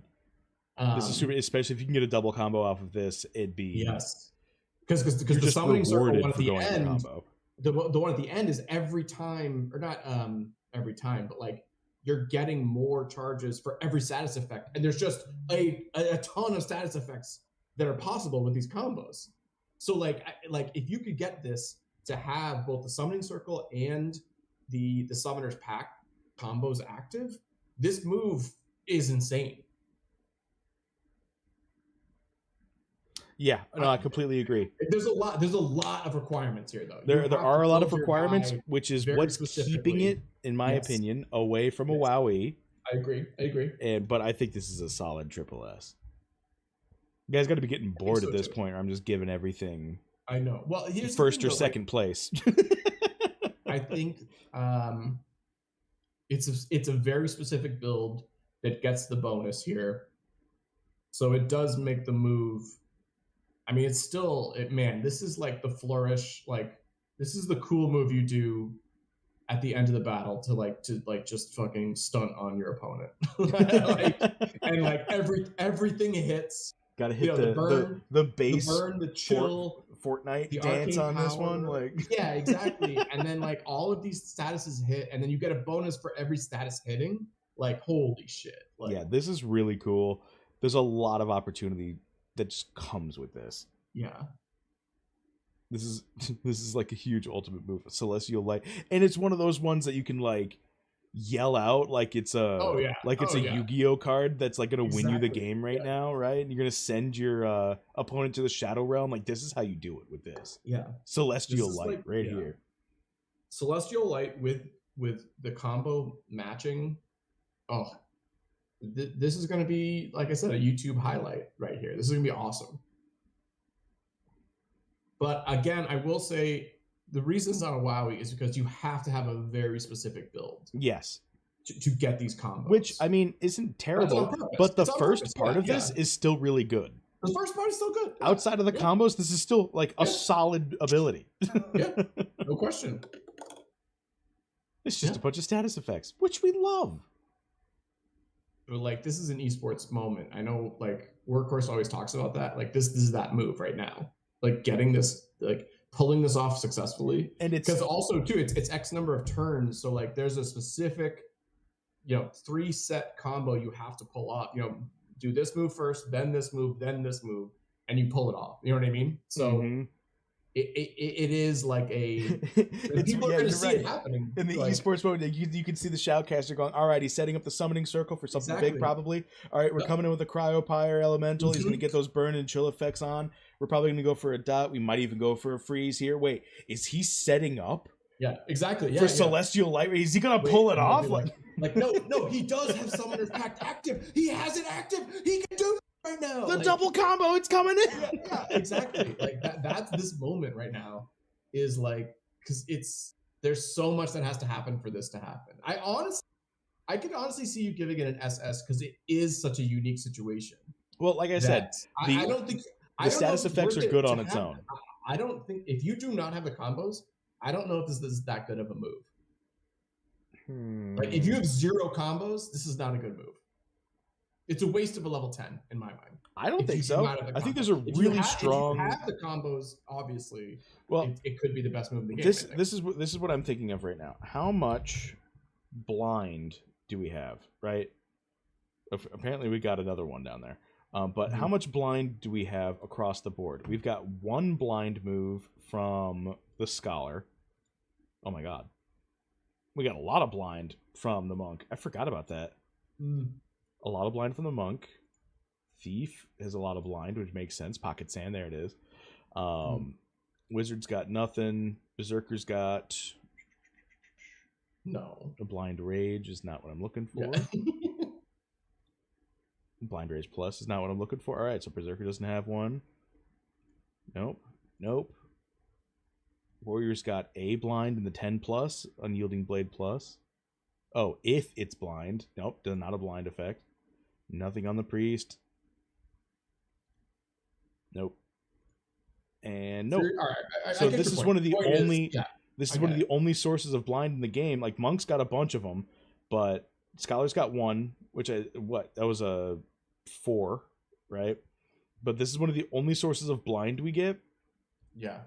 As well as Confuse and Silence.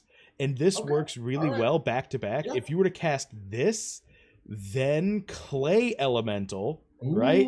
Give him the whole Gambler Cup switcheroo, which one's got the wall underneath it, and then cast this again. Where's the root one too? No, you have amnesia on this one, but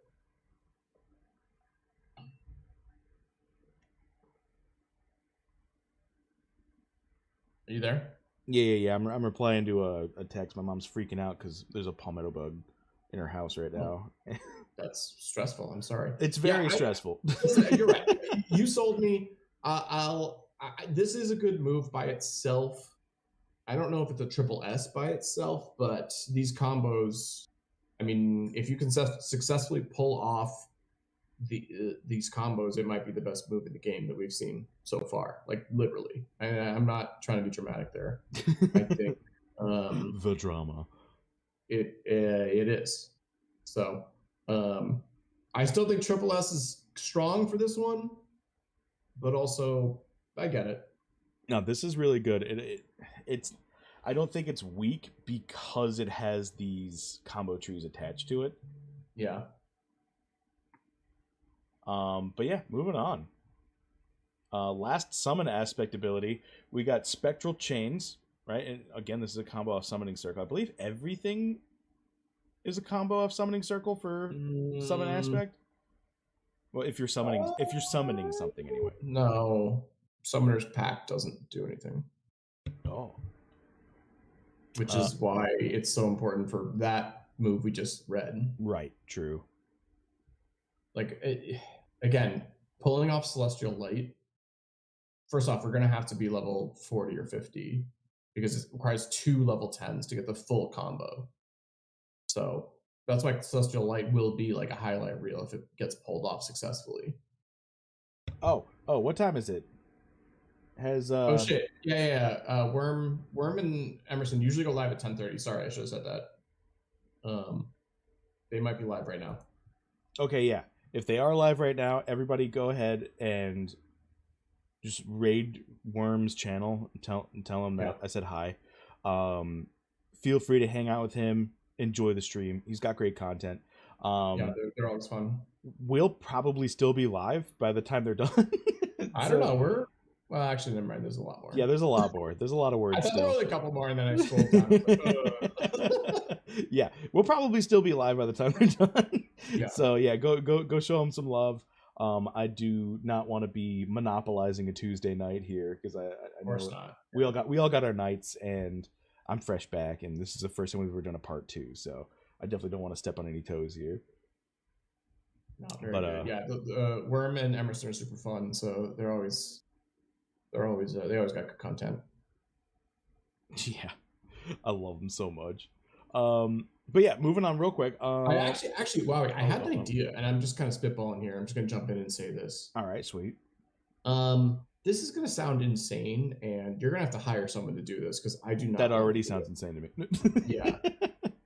I was thinking about this. How cool would it be if someone went through all of our streams and cut the audio from when we talk about each individual move, and that was like a link you could click on your super spec sheet of like, here's where we talk about it, like here's the, like, you know, even if it's like 30 seconds or like a minute or 2 minutes, you know what I mean? Are you asking me to hire someone to go through the like 100 hours of the spec sheets? Like imagine like how cool that would be is if it was like, all right, here's Wowie's initial reaction to this move, and here's the 10-minute video on it as he talks about it.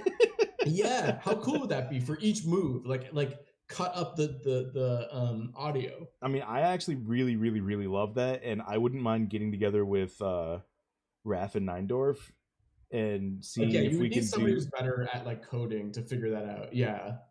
Well, I'm just saying it could be like a little website wiki for codices. Go to ADFK. Oh, I like that synergy. Yeah, right. And then you can like do your builds on the ADFK website, and then it's like, oh, you're gonna pick this move. Here's the like little clip of Wowie and Maddie talking about it. Like, oh, that'd be so cool. Yeah, this is freaking sweet. I don't know if that's possible though. I feel like that would require so much like time going through hours and hours of us bullshitting. Oh, you know what? All right, so Bullet Lag in the Twitch chat brings up a really good point. You could always just link the times in YouTube and like make automatic chapters. Yeah, that'd be easier. I feel like, but you'd still have to do a lot of manual labor on that. It's still a lot of manual listening to a lot of bullshit. Yeah. But no, I think that's a really good I idea. had that idea. I was because I'm looking at your like spec sheet, and I feel like a category where it was like literally like the audio. Click here. That'd be cool. Oh, that's even better. That's Yeah, That's add it to the like sheet that. where like people can just like click a button and like they get your like breakdown of it or our breakdown of it. Because I feel like while it is your breakdown, I interject myself. No, of course. Often. Well, I mean, it's very important. You're a very crucial component to this. Because if you were breaking me up, I'd just be rambling endlessly forever with no off switch. I feel like I push you. I put on when I feel strongly, I try and push you. Like on a move, like I'm like, oh, this one's not as good as you think it is. And I'm like, no, it is. It is as good as I know. That's what I love. I love when you have to defend when you're like, no, you're wrong. This is way better because of X, Y, and Z. I feel like we get way more analysis. When you're like, nah, screw Maddie. That's when we get the good stuff. That's when we get the good stuff. That's the content. That's the chef's kiss content right there. But yeah, I really love the idea. I think it should be implemented. Yeah, we'll have to hire someone because I'm not doing that. I might have enough time in a few months. Literally listen. All right, whatever. We'll worry about that later. We'll do it. Yeah, I'll do it over Christmas. Yeah, there you go. Yeah. All right, so we got spectral chains, right? And this one I will read the flavor text on. Okay. Thank you. Empower the skill consuming X charges of arcane power. We got amnesia. We've got channel. We've got deal AP scaling spell int damage to target enemy with a whiz % chance to stun, silence, and root for X ticks. Damn. Generate charges of arcane power for each inflicted debuff. Is this 3 debuffs on one target? One target. Yep, it's all the same target. This is kind of crazy already. Combo, if Trent was cast by this hero in the last X turns, gain, unlock. You know what? I'm gonna sorry, that was gonna there we go. Much better. Gain, unlock, XAP, int % increased chance to root target and extend duration by X ticks. Super cool.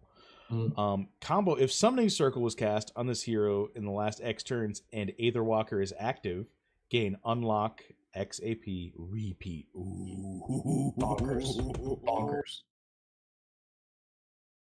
I do have a couple of questions on the repeat specifically.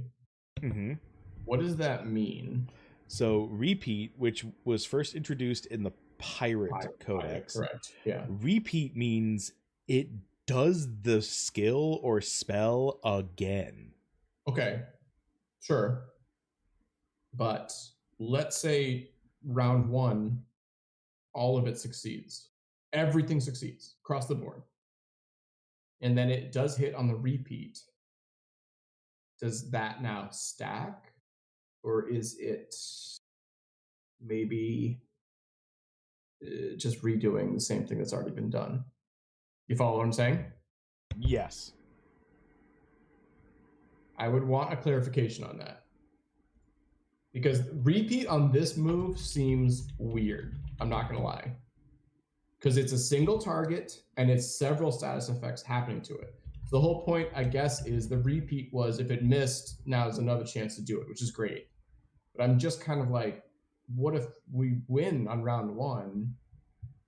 The repeat doesn't sound as the thing you get good. Is damage. You get more damage. All right, you get the damage again. Okay. But you also get an increased chance to root. And then you'd extend the duration. No. The repeat is a different combo from that. No, this is just unlock AP, right? So the way I'm seeing this is if Trent was cast by this hero in the last 2 turns, gain, unlock AP, right? Root target. Right. Yeah. Combo, if summoning circle was cast by this hero in the last 1 turn and Aetherwalker is active, gain, repeat. Which means that would happen twice if you would set that up. Wait, you're saying the Treant combo could be repeated? Yeah. Oh shit. I don't know about that. I feel like the combos are standalone. but Well, it also would get maybe repeat. not. So if it repeats, it would go through this. Yeah, It would get the just like combo go again. right to the top and do it again. Holy shit. I mean, yes, but still my point though. Yes, it does more damage, but this is a status effect move in general. Right? The damage is not going to be that impressive here because we're doing such wild things to this one target. Right. And I like the repeat, but it takes a lot of work. And what if you succeed the first time? Then you get extra damage and you get to extend the duration of the route. Why do you say that?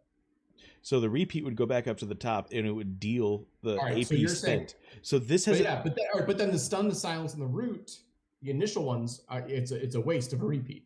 True. Unless they didn't, okay. But it's more insurance, right? If if one of them didn't stick, you've got a better chance for getting more than one. Which I'm assuming. Listen, this is awesome. I think, again, this is an esport highlight reel if you pull this off. Mm-hmm. But I'm hesitant to pay the cost to get to it. And see, that's the difference between you and me, Maddie. Are you giving this a wowie? No, I'm not gonna give this a wowie, but I do think this. I do think this deserves a triple S. It's really good. The repeat really brings it over. But so here's the deal, right? If I'm just looking at this as instead of just a debuff move, instead of just a scaling AP damage nuke, right? Mm-hmm. It would repeat based off the AP I spent again. So say I have 50 AP, I spend that AP, go through this whole thing, unlock, get the repeat, it goes through it again with that 50 AP. It's just more damage. It's way more damage. Way more damage. If you nuke this and then get the repeat, it could be a double nuke, basically. Yeah, this is an esports moment, not just for stacking up the debuffs. Honestly, the debuffs might not even be used or utilized because you could just maybe not one hit someone, but do a substantial amount of damage with this. This is an execution kind of move, in my opinion. Yeah. No, you're right. Yeah. And, yeah. Arcane power, you're allowed to gauge how much you want to use too. It's not like the void power, which is like all or nothing. So like you can determine if it's the end of the battle, you're just like, let's do it. Let's go for it. Blow it all. And then you hit the repeat and it's an insane amount of damage. Yeah. Yeah, this thing's nuts. Good. This was a good last summon aspect. This was good. I like this one a lot. Wait, isn't the it's 15 spirit bomb. Interesting. Yeah. All right, so we're moving into our dark summoners now. Which we all love a good dark summon. Sure. We got Dark Deal. We got a dark deal. Oh, this is interesting. I got a dark deal for you. You give me passive. 1 bloater, and I give you 1 billion blow. Wow. Anyway, this too soon. This hero gains poisoned at the start of battle. Okay, not starting off on the best foot right off the bat here. This hero cannot be cleansed, purified, recovered, or dispelled. Okay, it's a worse foot. Each skill this hero casts costs X% more MP. My God, dude, we're making the dark deal worse and worse. I don't know. I feel like it's gonna do good. This hero receives X% more damage from all sources. Ugh. Oh my God. Half of the lines in this is just bad. Yeah. Well, here's what we gain. We gain X charges of void power for each instance this hero takes damage. Okay. Interesting. Gain X charges of void power for each instance an enemy dies. But that's probably going to be like a jackpot 50, amount. 100, yeah. Gain X charges of void power for each instance an ally dies. Okay. Okay. Whenever void power is spent by this hero, gain X% of the VP spent. Rounded up. Wait, what? Gain X% of the VP spent. Oh! Oh my God! Holy shit! So like when he does his move, he has to blow all of it. But he gets it back. He gets what, 50% back or 35% back? I would honestly think that this is probably higher. 75? I'd say minimums. We're looking at a minimum 75%. Yeah. And these numbers are going to be like the gain X is going to be absolutely monstrous for the dying. Because you can only gain these once. I don't love this. I don't like this. This is insane. This is insurance. I don't know. There's so much. You know who this is really good on? Who? Berserker. Yeah, but like, this is a 10 level summoner move. Yeah. Yeah, it is. Wow, like a Berserker summoner. You're spending 10 points on a subclass move. There's so much more requirements to get to that. I mean, we're talking about a level 40 hero. It's hard to see this as a positive as a subclass move. Right. You know what I mean? Right. No, I got you. It's niche. It's niche as hell. However, this would be the only move you would need to have. Like, this is the only thing that you would need to have. Yeah. Also, why doesn't it say passive? That's weird. This would be the only passive that you would need to have. You wouldn't have to use any skills to be a VP battery. I'm also curious on what happens if this hero with this dies and comes back. See, that's honestly, I was thinking about that. I was like, it'd be really cool that upon death, there was like an explosion, of a VP explosion. Yeah. Do they get the? Well, yeah. Based on how much VP has been banked up, right? Well, because can he continue to get the benefits? Because it says this hero gains poison at the start of battle. I mean, maybe the cost and the damage, maybe that's still there, but that start of battle thing is no longer there. You know.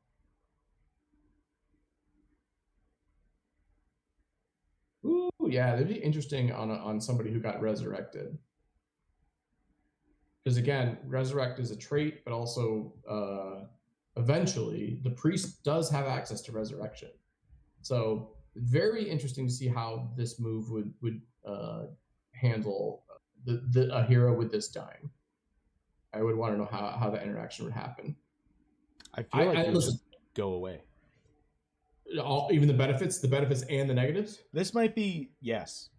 By the way, I think like a hero with second life, this might be really interesting on, unless it's hard coded in. Like if he comes back to life, the poison starts over. I don't know. That's the thing. I'd want to know that. This is a really interesting skill. I'm gonna put this as a double S for right now because I don't like it. I think double S is high, honestly. I'm leaning on the side of like this is going to be worth it because there's so many negatives involved here that the payout has to be worth it. I guess this is for another like speed team, right? Like you're gonna want to do as much as humanly possible in the shortest amount of rounds. And because you don't have much time, literally, you're going to get a huge ramp up in the very beginning. I really like it. I don't know. I think, here's the thing. I think this is really cool on Berserker. There might be, see, again, I think this is build and meta dependent. There's a scenario where someone's going to play a hero with this that I'm not going to be able to predict, and it's going to be super successful. But the way I play games, the way I build my teams, in my mind, these negatives are too much of a detriment for me to ever pick this move. You know what I mean? I think you're right. I'm gonna bump it down one because I agree. It's just the fact that it's VP alone, and we don't really know how powerful VP is. Yeah. Um, I'm just gonna say that this is probably the way we're gonna want to go. I feel like this has the biggest upset potential as well. Like this, like I'm saying, I feel like this is probably extremely good, and the negatives are honestly like fair. Yeah. Again, that's why like we've read some moves tonight where both of us are like, "What is going on right now?" And both of us right now are kind of like What's going on right questioning. now? We're like skeptical right now after we read this one. We're like we are we're not we're not like answering the question. We're just kind of like mediocre on it, and we like don't like want to talk on it. I don't know. I think that's a good rating. I think we should move on to the next one. Okay, all right. Um, Actually, I think right now I got to take a little bit of a break. Okay. Um, Do you want me to read the next one? you don't have to. I'm gonna BRB for just a couple minutes, and we'll be back here and continue going on. Hopefully, I'm not gonna be more than like 5 minutes. So Wait, are you like pausing the whole stream or what's happening? yeah, I'm gonna pause the stream. I'm gonna put up the BRB Okay. screen, and Okay. yeah, you don't gotta worry about it. Just sit back, relax, drink some water, have a beer. Love it. I'll be Okay. right back. Okay.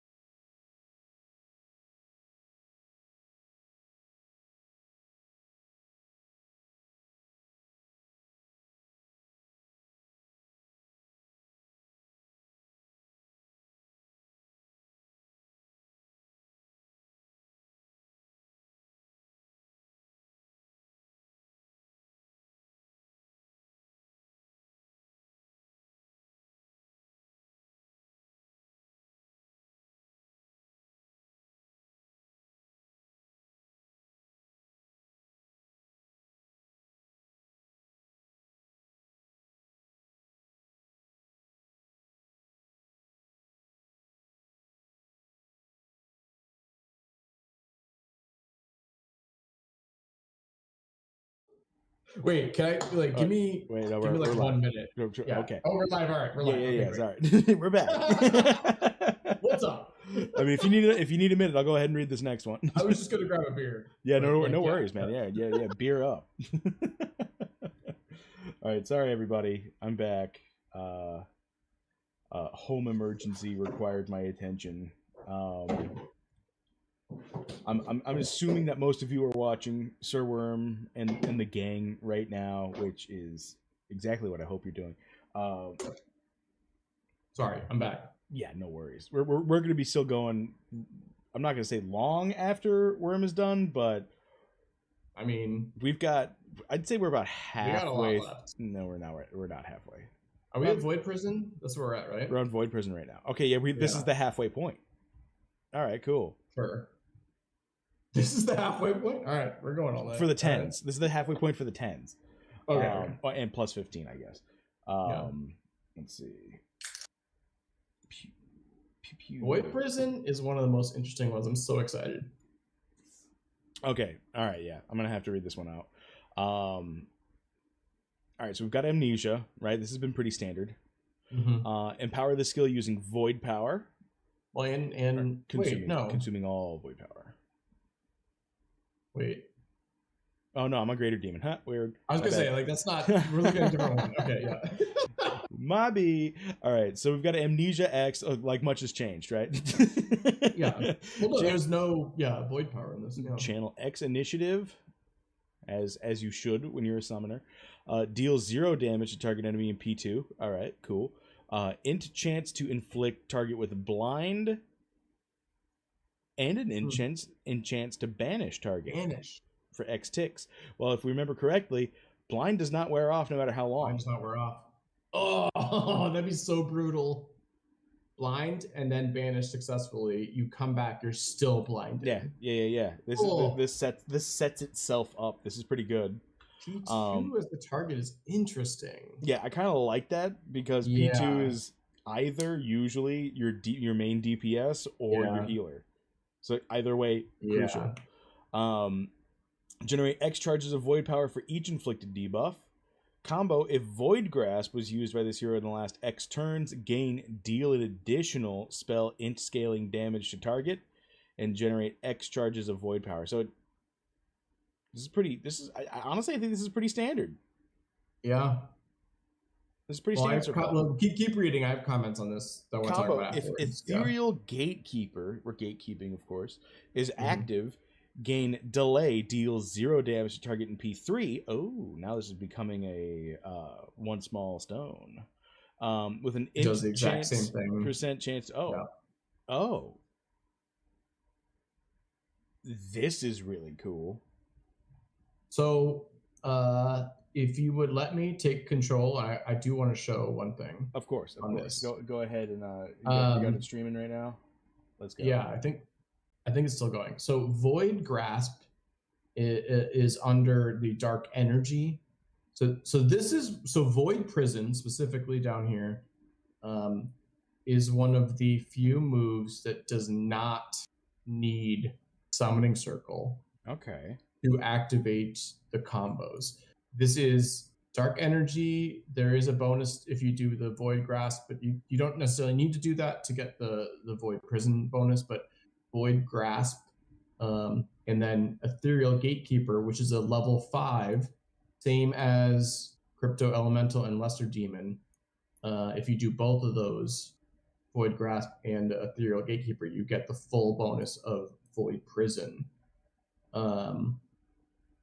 And again, it's one of the few that does not need Summoning Circle.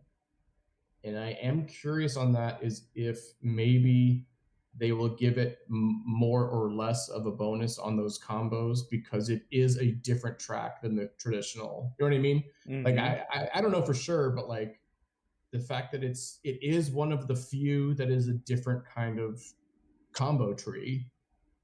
Maybe it'll be more or less. I don't know. Maybe the combo will be different. So I just did want to note that because I think Void Prison is unique in that way. Most of the other ones we're going to see in level 10 all kind of rely on Summoning Circle and or Aetherwalker. Void Prison is one of the only ones that's unique where it does not rely on Summoning Circle. Interesting. Yeah. Okay. So I mean, you could take back the screen there. I just did want to note that because I think Void Prison is unique in that way. So I don't know. Yeah. Take that as you take whatever information you can out of that. You know, yeah, no, that was actually really interesting. I like that a lot. Because this makes it not really a standalone, but right. I mean, kind of though it is. Well, no, I guess and no, I don't know. And also, Ethereal Gatekeeper does not have a like as you saw, like it was kind of the one-offs to the side. Like Ethereal Gatekeeper is a level 5 move that doesn't have any combo chain as it on its own. So it's kind of just like if this is a very specific build. I think a Void Prison Summoner is a specific build. You know what I mean? Mm-hmm. No, this is really cool. I really enjoy this. The Amnesia is really the only mega drawback of this. Mm-hmm. I think this is really... I love the deal zeros because so many things can happen in the thief tree from deal zeros. Right. I mean... But digressing. Yeah. There's a lot of on-hit effects that can take place, right? Yes. And all of these deal zeros count for on-hit effects. Yeah. I really enjoy this. I really like this. I like that it's a one small stone of 2 extremely powerful buffs. Yeah. If set up right. I like that if you use Void Grasp, you could just change it into a damage dealing move. I think you're going to give this a double S, though. I don't think you're going to go triple S here. I think you're right. Yeah. I mean, maybe even I think you even debated single S at some point. I did. Yeah. It's not that I'm not wowed with this. I think this is a perfectly fine balanced skill. It's very interesting.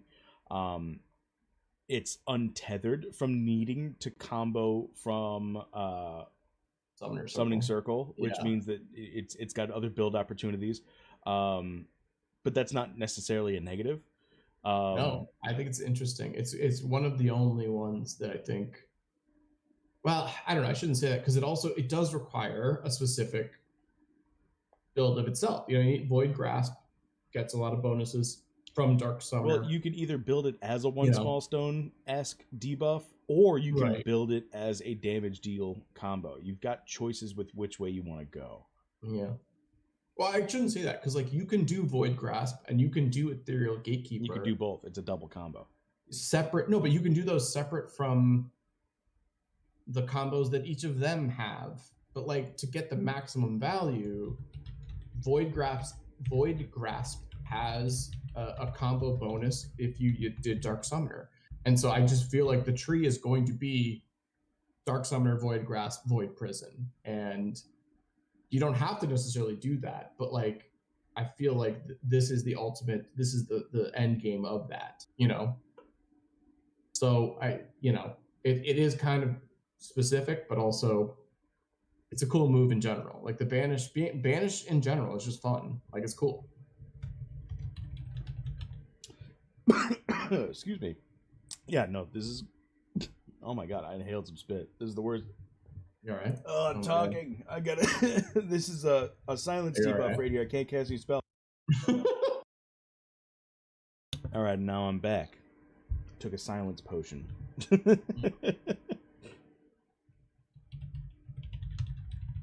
right. But yeah, no, I think this is really good. I'm not like I'm not as like blown away right by some of the other stuff I've seen here, but also this is another instance in which you can get the banish from the one of the earlier ones here. Which one was it?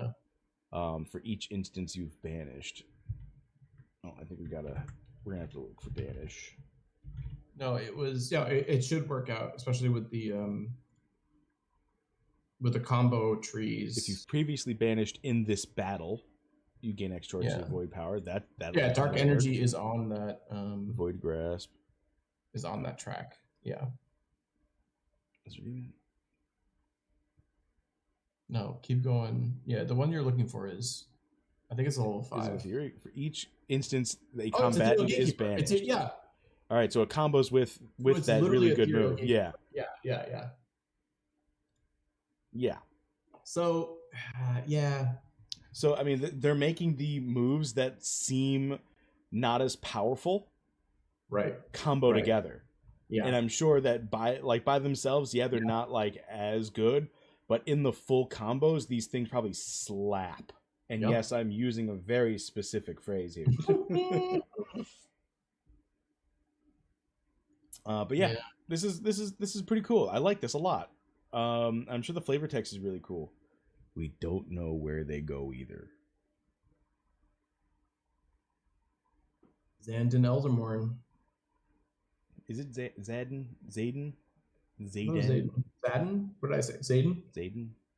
All right. So my dyslexia read Zandon when I first saw That's this. not wrong. Yeah, I put an N in the middle there for I some think reason. Zayden.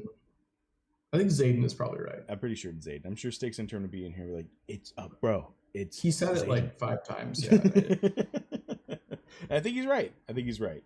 whatever he says is But we got our last Dark Summoner ability here. right. The older brother of Lesser Demon, Greater Demon. So we've got Amnesia, right? Par for the course. Yep. Check. Empower the skill by consuming all void power. Channel X initiative. Check. Par with the course. Reduce current HP by X%. Interesting. Interesting. As Workhorse has stated, we would be saying multiple times throughout this Classic. entire It's in a codex. lot of our RPGs of like, blood magic or whatever. Deal damage to yourself. Sacrifice a part of yourself for the deal. Whatever. Yeah. That's. I mean, that's. I mean, yeah, it kind of sucks, but also I'm like, yeah, makes sense if it's a powerful move. Totally. Yeah, this is freaking sweet. There's a lot going on here. There really is. Let's see. So we've got reduce current HP by X%. So bad to use in the beginning of the game, right? Then we've got deal VP scaling, int, and vitality damage to each enemy. So it's an AoE. This is a nuke. This is one of those giant nukes. With an int plus whiz plus luck % chance to fear target in P3, 2, and 1. Yeah. If fear was not inflicted, this hero loses a vitality, an X minus vitality scaling % of its current MP rounded up, and gains up. Oh man, we're not even winning on the round. And gains an X minus int scale chance, or standardized chance, to become exhausted for X turns. Oh man. Oh, holy crap. I mean, this makes sense. This was the Lesser Demon had a huge negative if you missed too, True. Combo, if summon Lesser Demon was cast by this hero in the last X turns, gain delay X. Target each enemy inflicted with fear. X% chance to inflict target with confuse. Oh, that's amazing. As well. That is amazing. Combo, if summon Lesser Demon was cast by this hero in the last X turns, and Dark Deal is active, gain delay X, target each enemy inflicted with fear, X% chance to inflict each target with amnesia on a random skill. That's insane. So this one's hard to get. Dark Deal is one we've already talked about. Yes. I'm going to be honest. This seems like what I would expect for a Dread Knight ability. Yeah. So Dark Deal, if you recall, was 2 moves ago. It was the one that was like, be poisoned immediately, can't be healed, all these negative effects, and you get all these void power bonuses. That's Dark Deal, which we said, like, we hated the negatives of that. We were very mediocre on that move in general. This now, I think, I think These bonuses are wild. You know what I didn't see in this, which has been in almost every single skill. I guess not in the last one either. But there's no generate, since this is a use one, right? There's no generate you're right, VP or AP in this one. Yeah, which I'm pretty well, sure. Dark Summoner was always VP, and there's no. It just use it. This is what it's saying. Is like use the VP versus the passives VP. You know what I mean? That's why VP is like much more intense. I feel like it's an all or nothing. Also, really good. So, quick question on this, and maybe I need to ask the team to clarify this because I don't understand how these combos are different. What do you mean? If I used lesser, and then I also have Dark Deal active, yeah. When is it not going to be both of these? If you don't have Dark Deal active, right? But okay, all right. So it's a double combo, no matter what. If you have Dark Deal, okay, and it's going to be almost automatic as long as you're, Like this is huge, and quite frankly, I'm expecting the deal on this, the damage on this to be absolutely massive. Yeah, like massive.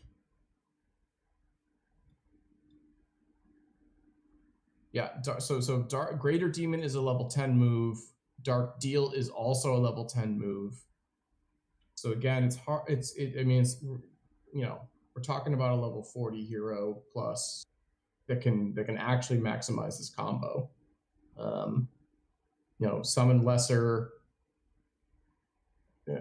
You can hypothetically still do summoning circle and summon lesser. But it is a little bit of a different track. So like, I don't know. Again, I don't know how, like, what build this would be ideal is my question. Well, it would definitely be ideal for Dark Deal. And it's thematic. It's thematic for a Dark Deal to get yourself a Greater Demon. The negative on this hurts, but again, this feels like it's so powerful it needs this gigantic of a negative. I feel like only if you have the Dark Deal combo active does this move really become worth it. The like fucking with their like adding amnesia to an opponent, like that's a game winner. It's huge. So like my ratings of this have just been like going back and forth like crazy. Yeah, I don't, because Dark Deal to get that final combo is very difficult. It requires a high level hero. It requires a lot to happen. You know, summon lesser demon, specific build for that. But if you pull it off, like, and you amnesia, you amnesia a archer who's trying to do repeating shot or the like the big one, like or barrage, like damn, like you win, like that's the end of it, you know. Yeah, this is super. It's very interesting and it's super good, and I really like the negative on this because if you do miss, you deserve it. I'm giving this a triple S. Man, I think that's high. I really like this, and I think it's going to be extremely impactful. I think it's hard. It's hard to get full value. It's hard when you miss. There's a punishing loss. I don't know if don't this miss. Is triple S. I mean, obviously. Okay, sorry. Yeah. Yeah. I think double S would make more sense for this. But you know, it's the Wowie ratings. I get it. No, but I like the differing opinions here because I really think that this is going to be high impact. It's such a specific. This is the capstone of this build, honestly. I mean, yes, I agree with that, but like Dark Deal, we hated Dark. I hated Dark Deal, and to get the full value at a Greater Demon, you have to have Dark Deal. I feel like I have to see Dark Deal in action in order to like rate this appropriately because there's a lot of negatives for sure. But I mean, like, if these void power gains are absolutely huge, who says I need more than like 5 turns? Fair, maybe. You know what I'm saying? Maybe it's enough that because this is a void powered. Yeah, this move gets empowered. Yeah. Oh my god! I just noticed chat friends in here going, "What where does the summoner fit into current classes? And it's like at the top. Yeah, I mean, it'd be significantly better. Like, let's say the summoner was live right now. If you're not playing with a summoner, you're done. Like, if someone's using a summoner against you, you lose. Yeah, no, summoner is significantly better than the current classes. It's just because there's so much more control than anything else that we've seen before. So much more for live classes, right? I mean, we've got a lot of control in some other classes, but for our kind of straightforward archer, warrior, knight, priest, not really much trickery going on here, right? But I mean, Seer's got a little bit, but that's not until way later. You know what I'm saying? Yeah, no, I think based on like 1 through 5, even 1 through 5, the summoner is significantly better than what we have. Well, I shouldn't say significantly better, but like I think the combo opportunities and the builds would probably, as long as the hero itself was good too, you know, like a rare plus that with good stats, like the summoner's going to win, you know, included in a team that's good. And like, by no means do I think it's an automatic win button. Right. Yeah, exactly. Yeah. That's why I'm giving it caveats. Like, yeah. But like, as long as the team is good, like a summoner 1 through 5 right now would be, I still think, way better than. Whoa, Franz. Whoa. Hold on there. I didn't say better than Berserker. Okay. I think I can confidently say that right now. That's just me. You know, I don't like that like randomness of the Berserker, but yeah. Yeah, I mean, big fan. There's a lot of this is like randomness in the complete opposite direction, though. Right. It's like randomness in like it's what you get as a bonus. It's chaos within prescribed limits. Right. Exactly. Like it's not like the randomness is like what happens to your hero, not like what happens in the battle. Does that make sense? That's like a weird distinction, but like I think that's what it is. I mean, I like it. I think it's a good way to put it. But yeah, this is really cool to round out Dark Summoners, and I guess we've got our sprint of Spirit Bonds, and then we're donezo. We're donezo here. So we've got even the Capstone's Spirit Bond. We got Binding Contract. All right, let's see. Gain X charges of arcane power each turn and void power each turn. Already pretty freaking sweet. Oh, this is a passive. This was the passive we read in the. Yeah. This is the one that we read in the blog. Yeah. He put in very appropriate numbers. All right, so we got Unlock X. Look at that anonymous Nyan Cat's up there. Each instance a party member or enemy is banished, gain X% haste for X ticks. Really good, especially for that previous one, or banishing a ton of people. Yeah. Unlock XAP, reduce channel length by X% for all skills that require arcane power to cast. Huge. God, that's huge. Gain resistance to negate and dispel. I believe it was 33% here. Dude, come on. I mean, those numbers they said were made up. Like, don't even do it. That's a psyop. No, exactly. That's why I'm like, don't do it. Don't even put numbers in here. They're saying it's made up. It was totally real. If I look back today, they're probably changed.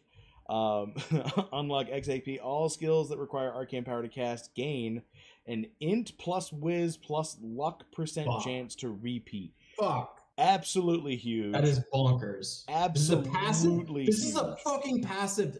Repeat everything. Yep. Everything that uses arcane power gets a repeat. Are you kidding me?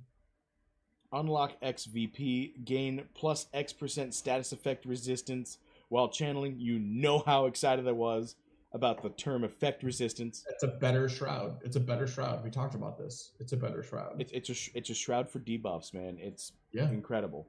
Unlock XVP.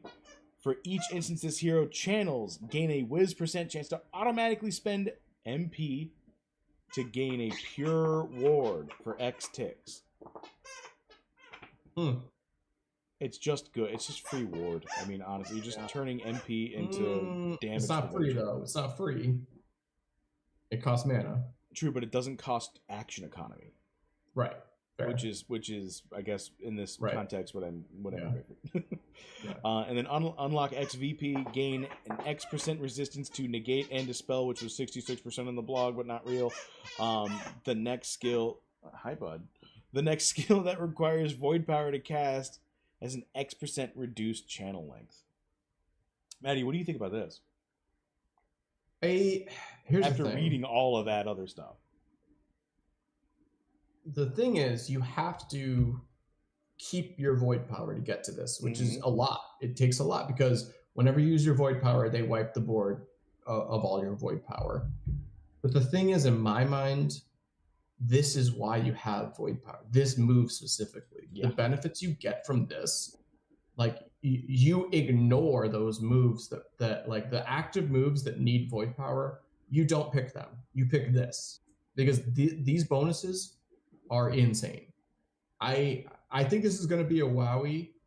I think maybe the numbers could change you from making it a wowie. It could be a triple S, but I think in my mind, this is why you have void power. This is why you have moves that gain void power and arcane power for that matter. I mean, all these benefits are excellent, but like in my mind, this is why you're gaining void power is because you have this move.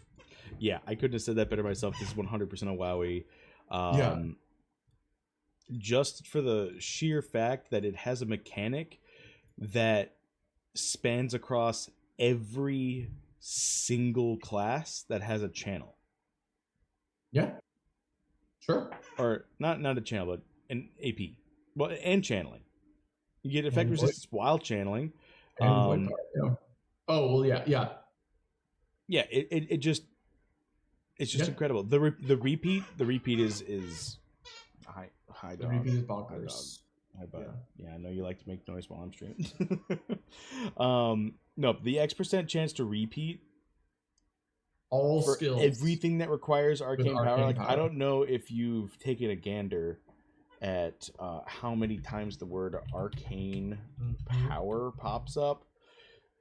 In the Scholar alone, it's 28, and in the Wizard, it's 31. Yeah. Like, that's nuts all on its own. So, I mean... This is why you save your arcane power. This is why you save your void power. Because you have this move active. You just let it gain. You just let it grow. This is why there's that move. It's like every basic attack, gain, whatever, right? Like, this is why you do that. Because you let these passives just like as the battle happens, these passives become active, and you become literally unstoppable. Yeah, this is really cool for AP builds. This just gives you a bunch of like useful stuff, and for VP builds, it gives you a bunch of useful stuff. You could literally just stack your AP and just enjoy the buffs forever, and then you can just because obviously if you stack your VP, once you use a VP ability, it all goes away. But still, but never use a VP. I mean, if you've selected this ability, honestly, there's no need to even select an active. You know what I mean? Yeah. Like just let it grow. I don't know. Yeah. I mean, I need to obviously. I'm gonna need to see the summoner in action before I can say these kind of things. But like in general, in my mind, if I'm selecting this one, I don't know if there's any other passive moves later, but like if I'm selecting this one, I think I'm not selecting any active void power moves because I have this. You know what I mean? You want to know what's really funny? This works really well with Dark Deal. Right? Sure. It works really well with Dark Deal, and it works really well with Spirit Walker Plus. Yeah. Like extremely well. I'm not going to use a move that is actively getting rid of my void power because I'm building towards. Yeah, you could. I want these unlocked. You could literally make a void power bank build. Yeah, and that's well, especially with the hybrid. That's the spirit bond. Is they both have arcane and void. So, the arcane obviously there's a little bit more give and take because you can choose how much you want to use for the moves, and I think I love Francis this. got a really I good love point this. here. So his question is, how often will the flow of the game let you save enough to use this? You'll be tempted to use AP and VP every turn. 100% true. You'll have okay, the option to use it though.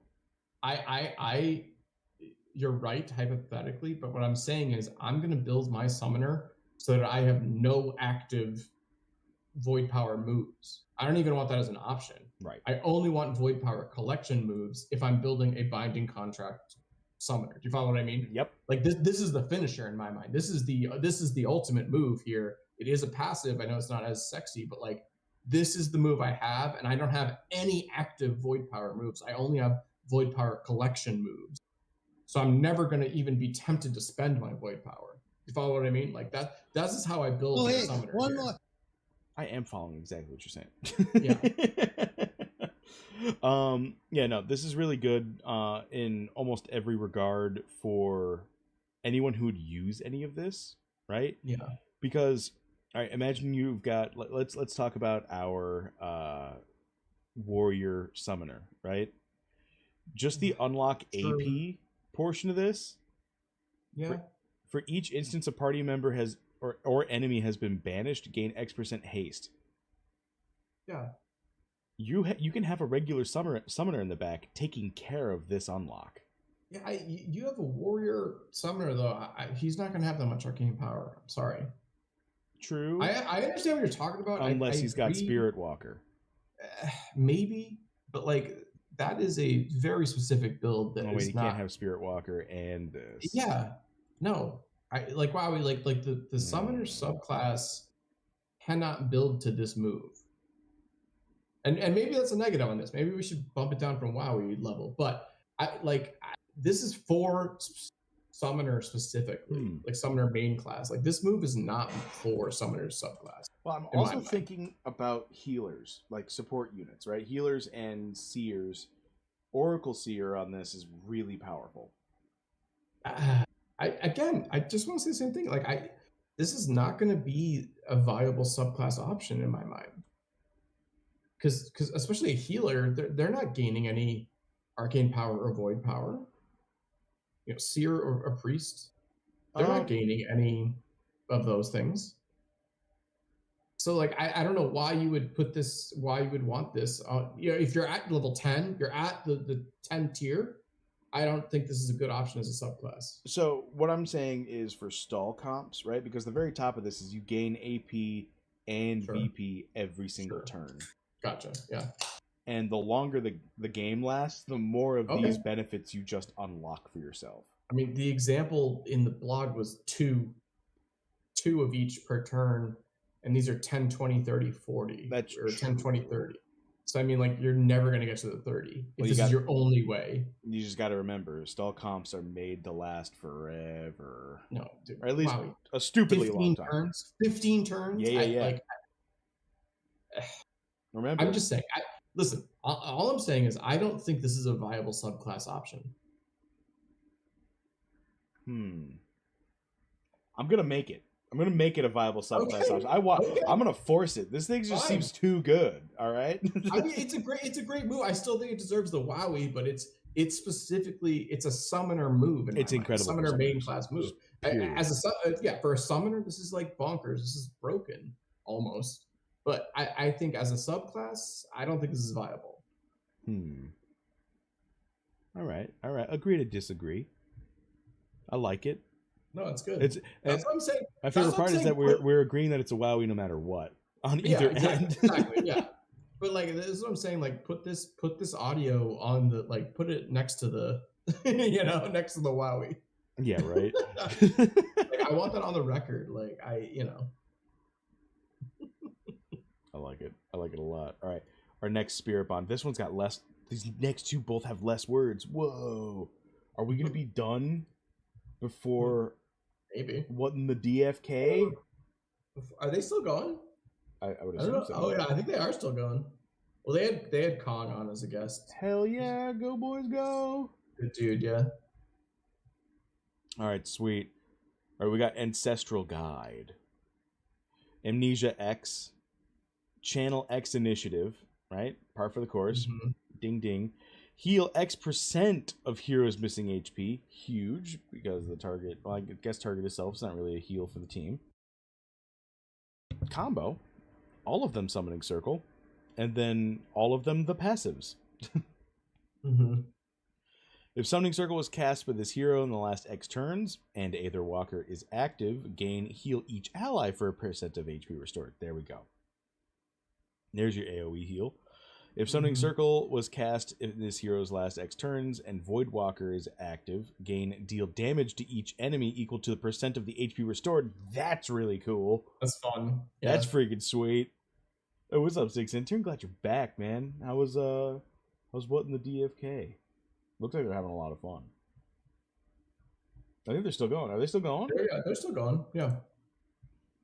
Oh, yeah. I have it up. I have a tab open. Do you think they're gonna? You think they're gonna challenge us for like a 4-hour stream? Probably. The side by sides. All right, so you would go for an AoE heal, and then we go for an AoE damage based on the amount of heal, which I think I think that's actually more value, that middle option, because you go positive HP and then their HP goes negative ×3, whereas based on the Aether Walker is your HP. It'll be based on the status of your team. Like if your two teammates are fully held.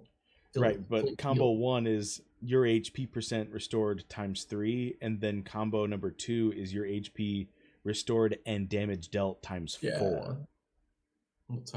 Wait, why would it be ×4? Because in the first combo, you're counting yourself and your 2 other units. In the second combo, you're counting yourself and all 3 targets.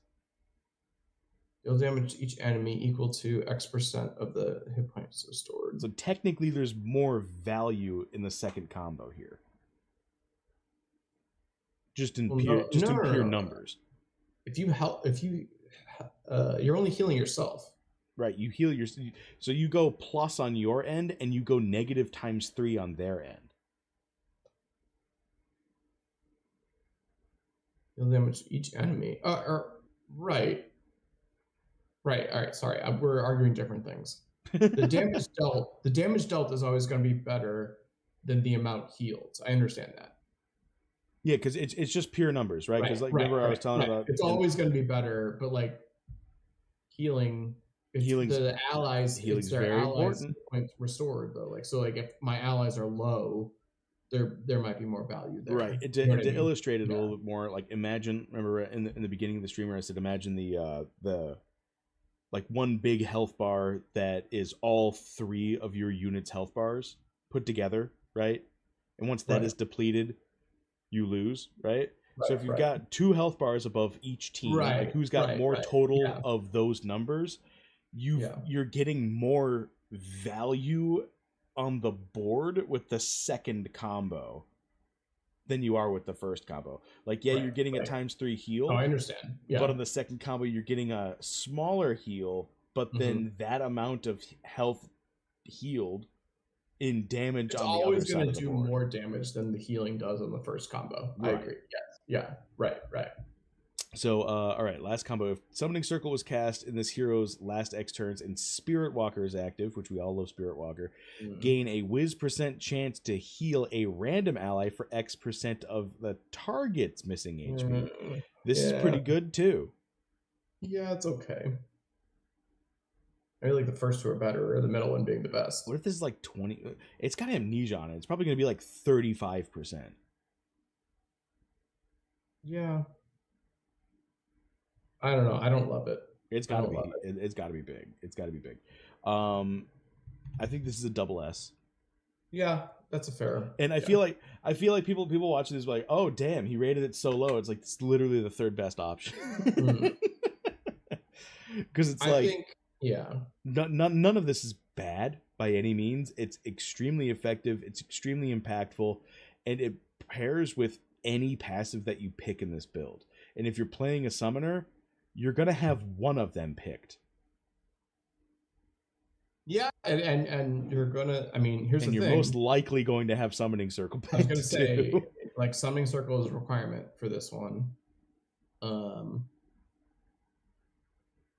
Yeah, It's a good heal. It's just incredible, and it's not a scale of wisdom or int. It can be used on anybody because it's percent of missing HP. Right, that's nice. That's nice. It doesn't matter what your whiz is except for the third combo. I still don't love this as a level 10. I don't think this does enough. You really think so? I really like this a lot. I mean, the numbers are probably very high, which are not high, but like they're impressive. Well, imagine it's like an amnesia 15 and this heals 50%. Right, sure. You know what I mean? Like that's a big deal. If those were the numbers, I'd be more excited about it right now. But like just understanding what it does right now, I feel like as a summoner, I'd rather do some other things. You know? Right. But no, I got you. but you're right. You're right. Based on where we're at, this is a tier 10. This has amnesia. It has channel. I bet these numbers are going to be very high, no matter what. You know. So, yeah. I don't know. I'm not as excited about. I think double S. I think is fair. Let me be extremely clear. I am very excited about it. I'm a little lower on it, but like it's still good. It's still. I just don't see how, based on some of the level 10s we've seen, how you're picking this over some of the other level 10s. I don't think this is the first pick you would go for. No. I think this is like an easy this is an easy second pick though. Maybe. Like this is a very easy second pick. Yeah. Just because you'd have the utility of healing. And it'd probably be substantial amount of healing. And it's not a heal that goes based off of your stats. It is percent on the heroes, yeah. No, and especially like a paladin. You can build it to make it work however you want. Like a paladin with 1,000 hit points. Like like this is yeah.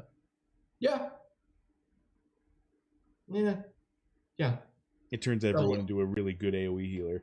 Double S, sure. Double S. I think that's a very fair spot. I think it's very future proof. I think it's well balanced already. We just gotta see the numbers. Yeah. Friend said they actually reviewed the capstone on Wormstream already, and they gave it a C. I'm gonna have to, just to save face, I'm gonna have to put C down here. So it looks like I also agreed with them right off the bat. All right, so we've got our last level 10 cost skill, Spirit Bond. We got Ethereal Sanctuary, which I believe Sanctuary wasn't that in the Seers thing somewhere? It's like Ethereal. A level 1 move for it's just Sanctuary. Oh. Or Ethereal, I don't know, but Sanctuary is like a move. There it is. Yeah, 3 on Oracle. They do, yeah. Dang it. I thought there was like, what was the level to Astral Projection? No. Yeah, Astral Projection was what I'm thinking. Never mind. All right, so we got Banish target ally for X ticks. Okay, so that also counts towards the passive. It's a target ally, so I'm assuming this is 100% chance of happening. Oh yeah. So could you imagine your allies like, nah.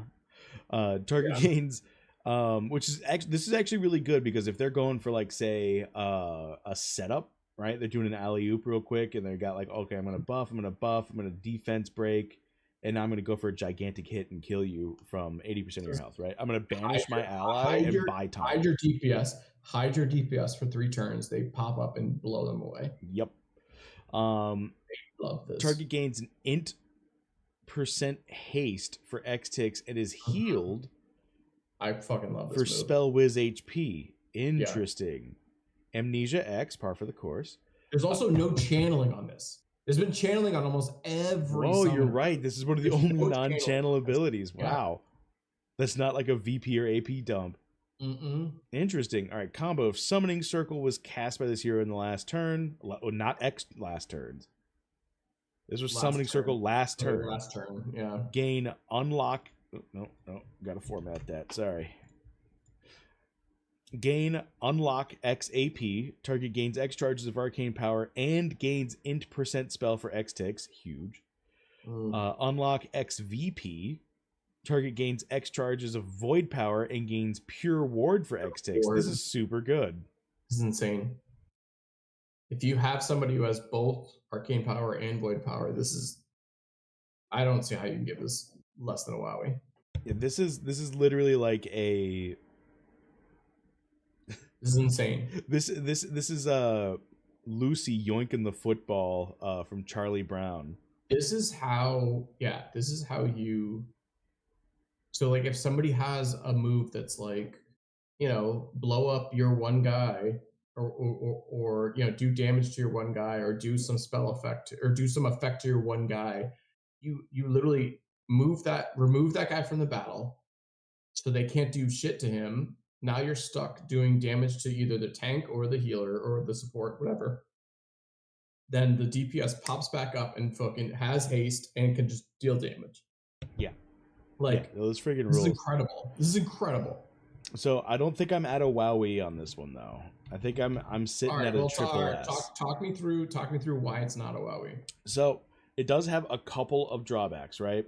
Well, Okay. I do believe that the main use for this is an oh shit button for my own allies, and or to gain the banished count. Right. Trigger banish, right? Yeah. I think this is really, really, really good for like if you're running a triple summoner, whether it be subclass or main class, because every time that this thing goes off, you now get 3 check marks for those stacks. Huge. I want to say amnesia is a reason, right? But like everything has amnesia in the summoner for right now. I feel like it's very dependent on the numbers for me in order to give it a wowie. Okay. All right, that's fair. But that's really it. I mean, banish target ally for X ticks. Is there a number that... Oh man, now I'm thinking about another use case. Like, all right, imagine a big AoE's coming, imagine a big channel coming, imagine you've got a rampage incoming. You could set up a rampage. You block your friend from getting that. Yeah. Huh. Your friend just disappears, and you know where they're coming back and when they're coming back, like, and you can plan on that stuff. And they get haste and they get healed. My God, yeah, this is really good. This is counter channeling. I don't see how. I honestly, well, here's what I'll say before you bump it up. I think you're right. I think these numbers, if these numbers are very low, this is going to be upsetting. If the banish is literally like 10 ticks, like that's bullshit. You know what I mean? Mm-hmm. Like, I don't think it's going to be. I don't think it's going to be that. But like, there is a scenario where this is upsetting. Where these numbers are so low that it's not. It's not even worthwhile. But we're talking about a level 10 move here. We're talking about sort of the end game for the summoner. I don't know. I think this is just going to be great. I think it's going to be great. Yeah, no, I do too. I like the defensive option because I feel like the banish probably isn't going to be that long. Mm-hmm. No, it'll be whatever the ticks. So the ticks probably. Plus, you could also use it 30 or 40. Could be 30 or 40 ticks, like, or maybe even 50 ticks. Like 30 or 40 is too much. You could use this for tick management. And what I mean by that is, say my buff is set to fall off before I want it to. Yes. Now I can banish my ally and like basically pause that.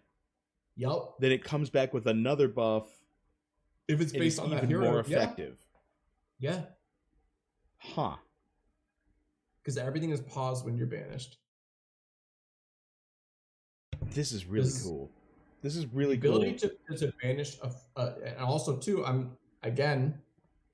maybe I'll double check with the team, but I think this is 100%. Like the ability to 100% banish someone on your team, like you have the full ability. There's no chance that it will not work. You know what I mean? Mm-hmm. Like that ability, that will give you so much control. And I know it sounds weird, but like it's a control move. It's a control.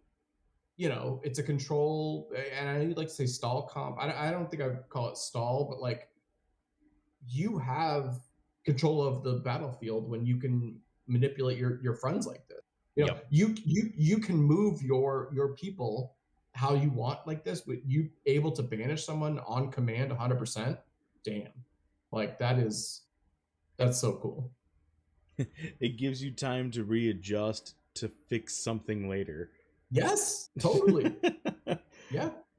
If you know like an AoE is coming in, I think there's multiple. I think or for like a dot that's about to kill your tank. Yeah, like it like takes channeling or whatever. Like a channel AoE is coming in. Are you kidding me? This is a counter to that. This is incredible. This is really good. Here's the thing. I don't like this WoW because I don't want it to be changed or nerfed because I think it's very good. You think that the devs are looking at my speculation sheet and then picking which ones to nerf? I don't want them to change it because I really like this. I think this is very cool. This is a top level move for the summoner. This is a level 10. This is an end game move for the summoner, and I think this is actually they control the battlefield with this. Maybe I sound dramatic there, but like that's what this is. Like they control the battlefield, and I think they should. Summoners are an advanced class. Like they should have that ability to kind of change up how the fight is happening. Maybe I'm being dramatic. I'm sorry. No, I'm liking it. Let's see. Stixon says this codex slaps because there isn't a resurrect. I'm not 100% sure who that's dunking on, but I feel like I've heard that a lot. Like summoners were going to resurrect. Yeah. I don't know where I heard that before, but I feel like I've heard that a lot. Well, priests have it, but summoners do not. True. Oh yeah. Because it's a priest move and a wizard that go into. Yeah, it's a completely different. It's its own whole thing. Yeah. Summoner's its own whole thing, which I mean that brings up a really excellent point about like how are we going to change our outlook on advanced and elite and exalted classes based on how we've seen how the wizard codex is, how the priest codex is, and how those two make a summoner, which is completely different all on its own. I mean, but it does have heals and it does have damage. I don't know. In my mind, I don't know. It doesn't matter. I mean, like, what do you think? Does that matter? I mean, I think so. For speculation, of course, because right.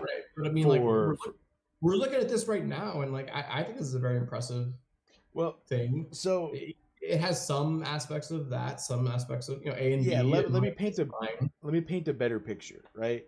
So the resurrect on the summoner, because we thought like the best aspects of the priest and the best aspects of the wizard would be fused together to make common or thematic aspects of the summoner that didn't actually come into play, right? The summoner's its own thing. Yes, it's got arcane power and void power here, but thematically it's completely standalone, but it does have elements of damage and control and healing, right? Which I think kind of gives us a little bit of a roadmap where we see a knight and a warrior, right? Where it is defensive and supportive mixed with offensive with defensive aspects as well. The paladin could 100% be capable of not only tanking well, but also dealing a ton of damage too. Yeah. All right. And maybe not healing. Hold on. Let me bring you back.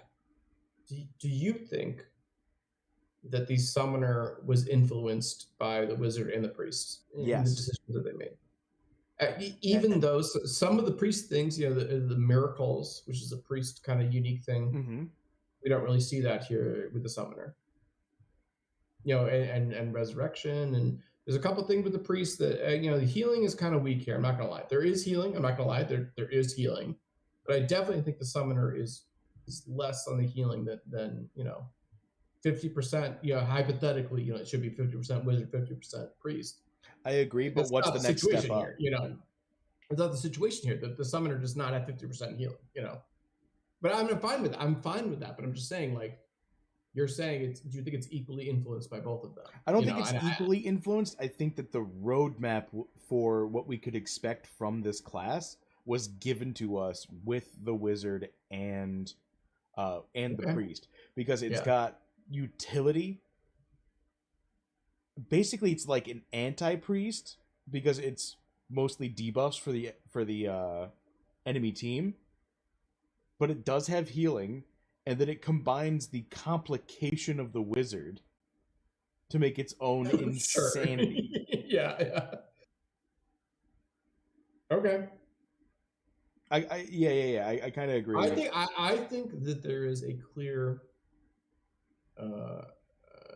which I'm fine with. Like, I'm not upset with this, but like it aids in speculation roadmap. No, the priest was ignored completely in my mind.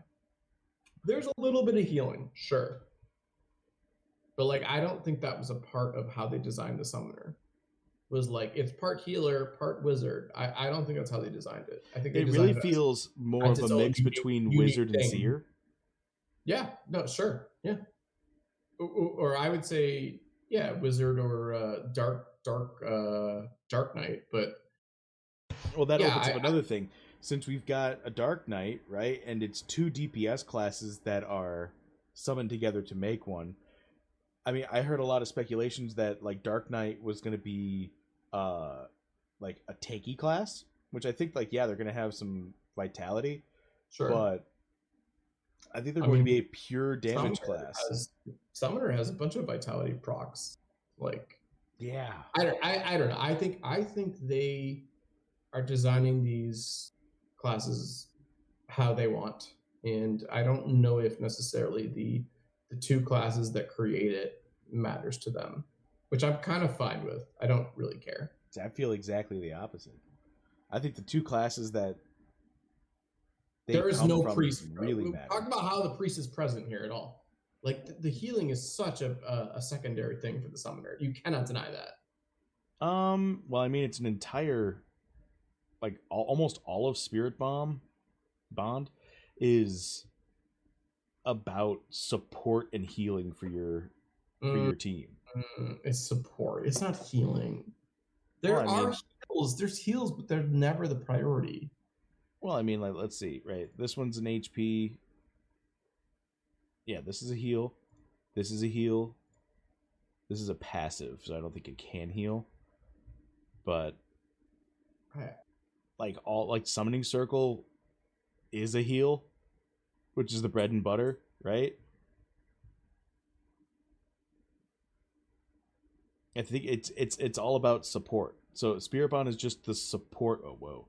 Spirit Bond is just the support tree, I guess is what I'm saying.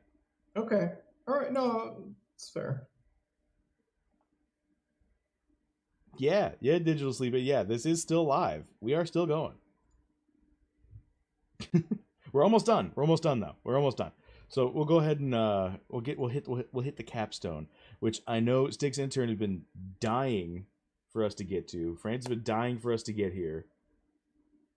Fran's still up? That's insane.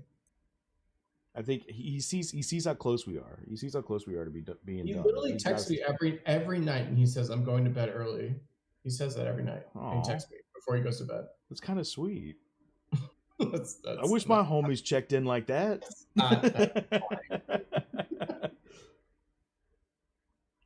Dang. All right, here we go. The capstone. The pure summoner exclusive ability. Yeah. Greater Summoning Circle. I'm already stressed out. All right. Amnesia X. Check. Par for the course. At the start of the next X turns. Oh, I already love this setup. Generate X charges of arcane power. Generate X charges of void power. Gain int % spell for X turns. If that skill requires channeling, reduce channel length by an int plus whiz mod initiative. Holy crap. This hero is considered to have cast summoning circle in its last turn in addition to any other actions taken. Whoa. That's why summoning circle is required for 9 different spells. Yeah. I don't understand. Like, is this just broken, or do I not understand what's happening right now? I think this is really good. I'm trying to understand. Good. So if the skill requires channeling reduced, what does that mean? So at the start, so at the start of the next X turns, so assuming it's if it takes me 30 ticks, 2, 3, or 4. And so in the next 2, 3, or 4 turns, you have a channeling when it's reduced. You gain all these. Jesus Christ, this is broken. This is insane. It's pretty intense. And you know what it does? Gain spell? Wait, gain spell? It procs Spirit Walker. Yeah, for the next. So you do this as a move. You're right. It doesn't do damage. You do this as a move. This has to be triggered. So this is a triggered move you have to do. And so then at the next of the start of the next X turn, so again, 2, 3, or 4 is in my mind. 5 would be broken. 2 might be annoying, but 3 or 4 is kind of the sweet spot, I think, here. But then look at the third thing. Gain spell for X turns. If that's 3 or 2 or 3, that is for each of the, like, do the math there. We're talking about the next, 6 turns, potentially, you're gaining the spell bonus. Like, this seems insanely broken. This seems super cool. It seems broken. It seems overpowered. It's way overpowered and broken. I don't know how this is going to get nerfed to hell. See, I don't think so. This is insane in my mind. I think that the development of this ability was taken into very careful consideration, given where they're at now, right? Given the reworks that they've done, given the special consideration to the first 5 tiers, right? And how balancing works. I think this was very deliberate with how late we are. I don't think this gets nerfed. I think, there's balancing that could be due for that could be done for the numbers involved here, but you're just because gain this at the start of every turn and then gain a spell bonus for X turns. We're talking about exponential numbers very quickly, right? You follow what I mean? I'm assuming they would stack, or they wouldn't multiply, but they would stack at least. Yeah, it could get high very fast, very soon. Right, but I mean, you only got so much mana. But I mean, Rubetto is exactly right about this. This is probably what opens the doors to the multi-combos.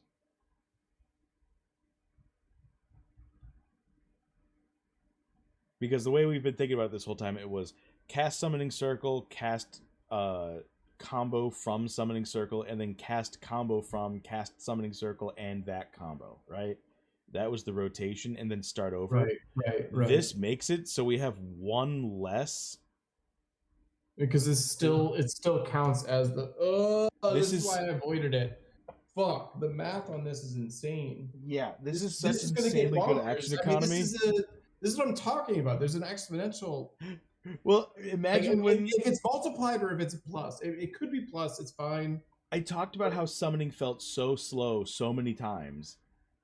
This could make it exponential. This makes it fast. Well, I mean, it's probably not exponential. It's probably not. It's probably not. Again, it's probably not how it works. But fuck. Yeah, I don't think the channel length makes it exponential. No, there are others. Think about, at the start of the next turn. Why would it not? Well, I guess you're right. Yeah, it wouldn't. It would just be added. It would just be additive. I'm sorry. You're right. It would just be additive. But if they're gaining that spell every time on the next. If it's 3 turns, you're getting spelled for the next 3 turns. Yeah. For X turns. For X turns. Yeah.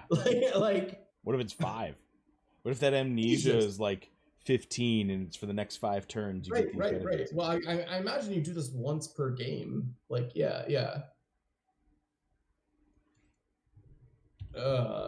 These numbers are going to be changed. Like, I understand. Like, we're going to see this in battle, and it's going to be a summoner is going to blow us away.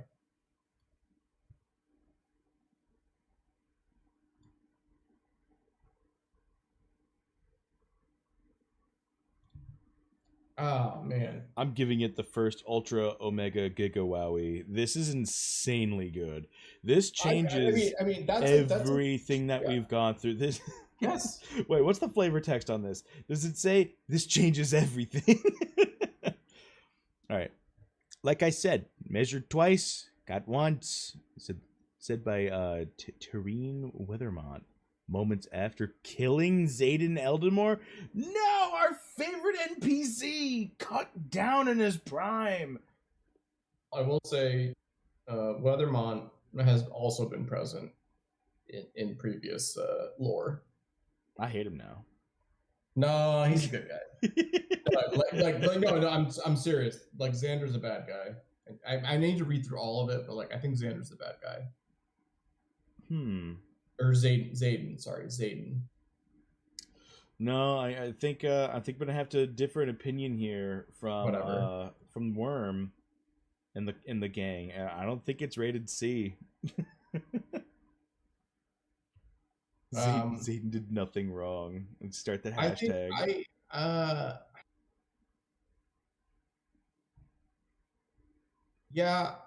don't know. I think Summoning Circle is the most important move for a summoner. So a summoner picking, I mean, obviously they would pick this, they're a summoner. I think here's the thing of why I when we give it a wowie, I think that also means there's a chance it's going to be nerfed. I don't think this is going to be nerfed because this is extremely powerful. It's free action economy. I don't know if it is Q free real estate memes. I know those are old, and I'm dating myself, but like that applies here. I don't know if it's overpowered for a. This is the first time. Wow, I will say this is the first time we're looking at an advanced class capstone. Right, summoner is incredibly difficult to get. I mean, all kind of like matching classes are hard, but the advanced classes are extra hard to get the matching subclass. Okay, so this is a rare hero that has summoner. Okay, so I understand you want to give it the rating you gave it of this like bonus plus, wowie plus or whatever. I don't know if it deserves that. I think just a typical wowie. I'm not saying it's a bad move. I think it's a good move, but what I'm saying is it's incredibly rare to see a summoner. It is hard to get to where we're at right now. To see this move actually active is difficult. So I don't know if it deserves what you're giving it of this like extra, it's a wowie plus. I don't know if it is because I think it's a very good move, yes, but like it's extremely rare to see a summoner in general. And I'd love to see the numbers exactly, worldwide, how many summoners there are, because it's a small percentage of the population in general. So it's true, but if you get it, it changes how you play entirely. No, I know. You're not wrong. I'm saying this gives you the feeling of exclusivity. I'm not arguing it's not a wowie. I'm just arguing I don't know if it deserves this like weird ass fucking wowie plus that you're giving it, I just think I think if you I not that the devs like pay attention to this or care, but like I think when we give it a wowie, that means it's eligible to be nerfed. And I think this is just a good move for a summoner. In my mind. It's really good. I don't think it all aspects that make all aspects of mechanics that a summoner utilizes, this touches on. All of them. Sure. It literally makes the entire class more efficient and faster because it's already a channel fine. exclusive. Let me. Sorry. And because of those channels, it's going to be extra powerful. I want to say this. I think the pirate move is the absolute best basic capstone we have. I hope they don't change it. Do you think this move changes the summoner more so than the pirate one does? Because I don't think it does. I think the pirate move, the capstone, it changes the pirate so completely that it makes pirates kind of a different category in my mind. Yeah, I completely agree. And I'll say this, I'll back it up. Like, I've purchased a lot of pirates because I think this way. Oh yeah, this totally isn't getting reworked at all. I don't think this summoner move has the same effect that the pirate move does. You think so? I don't think it's as influential as the pirate move is. I think it's good. I'm not denying it's good. It's awesome. It's strong. It's powerful. But like in my mind, the pirate is still more of a insane change to the pirate. Then I don't think this is as. See, I thought that this was a King of the Pirates take on Summoner. So I think this is actually the closest thing we've seen to the Pirates.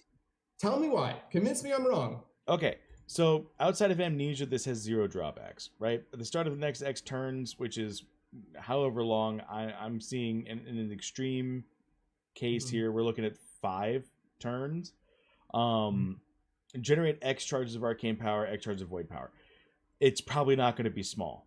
This is going to be a super fast ramp, and it's probably going to make Dark Deal really, really, really, really, really good. You gain X spell for all your turns, right? Probably like 5 turns, same amount of turns that you're going to be getting any of this benefit from.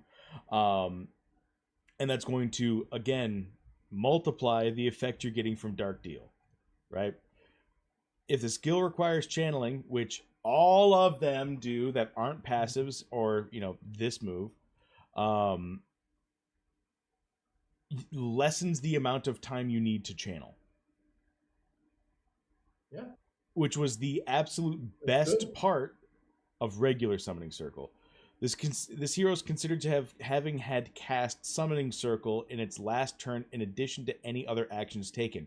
That right there opens up every single build combo that requires Summoning Circle to require 1 less turn to pull off. The action economy granted from not only the increase in initiative from the reduced channeling time, but the fact that I get to take turns off of the amount of value I can produce over time means that this is the exponential increase. Because let's even take the initiative portion out of it, right? Let's just say channels aren't faster. This is a WoWie just literally based on the bottom sentence. Because what would have taken me 3 full turns to enact a 3-turn rotation now takes 2. That stacks up real fast over a 20-turn battle. You know what I mean? Over 21 turns, I'd be able to do 3 rotations. Well, now I get to do 10. No, wait. Okay. 7. I would have been able to do 7 full rotations in a 3-turn rotation. Yeah, no, right? I understand what you're saying. Now I can do 10. That's almost 50% more. The amount of value from this is absolutely staggering, especially because all the things I'd want it to do, just based off that last sentence, is I want to deal more damage and have more effectiveness.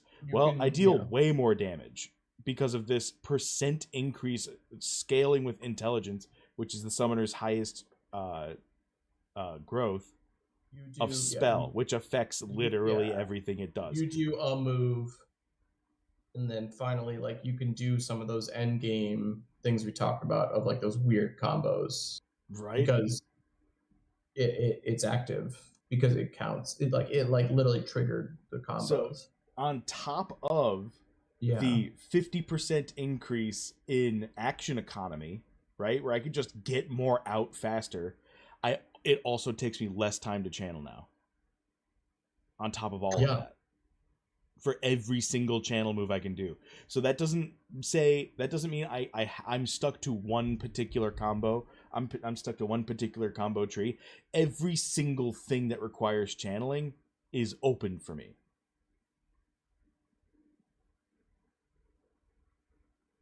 Oh, no, DSA win Lambo, dude. In my professional opinion, Thune. I think, yeah. No, I mean, I'm still skeptical. I still think it's a wowie. Wait. Yeah, I don't know. I think, yeah, this is a good move. It's incredible. I don't know. I think the Pirate is better still. Well, Pirate in its own right is really good, but it takes the exact same thing of what I'm talking about for everything that making everything better. This makes specifically everything better. Like for the summoner, right? But this is also the summoner's tropes. Everything is a channel. This is like what we were talking about of like the flow chart that I built. Like summoning circle is the most important skill. The most important too. But there are a couple. You wouldn't have to pick summoning circle. You can open up different combos. Oh shit. This allows you to not have to pick summoning circle. Holy shit. There's no requirement. Yeah, there's no, oh my god. You could do those weird builds and then still you could do every combo. Oh fuck. That's so cool. So everything that the summoner does, right? Like I was going through a par for the course, right? Everything's got amnesia, everything's got a channel. This thing makes all of that better, just like how the pirate is. It rolls d20s. It requires strength, dex, luck for all of its build, right? And then it just gets evasion, block, and spell block, right? It just gets tankier. Everything that pirate would do is really hinging off the d20 rolls, and that just makes everything the pirate does better. This is the same, but cranked up. This is so well made.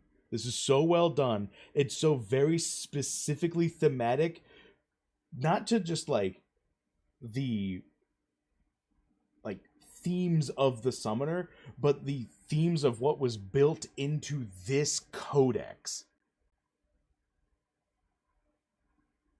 This makes literally every single thing in this codex better instantly.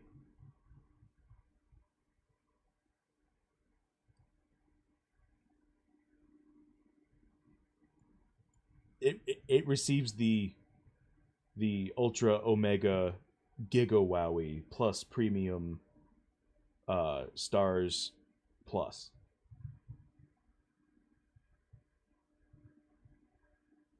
This is, I think, the best ability we've ever seen. Which makes sense, because it's an advanced class, and it's an advanced class capstone. And I gotta say, if this is what we can expect in terms of magnitude, this is nuts.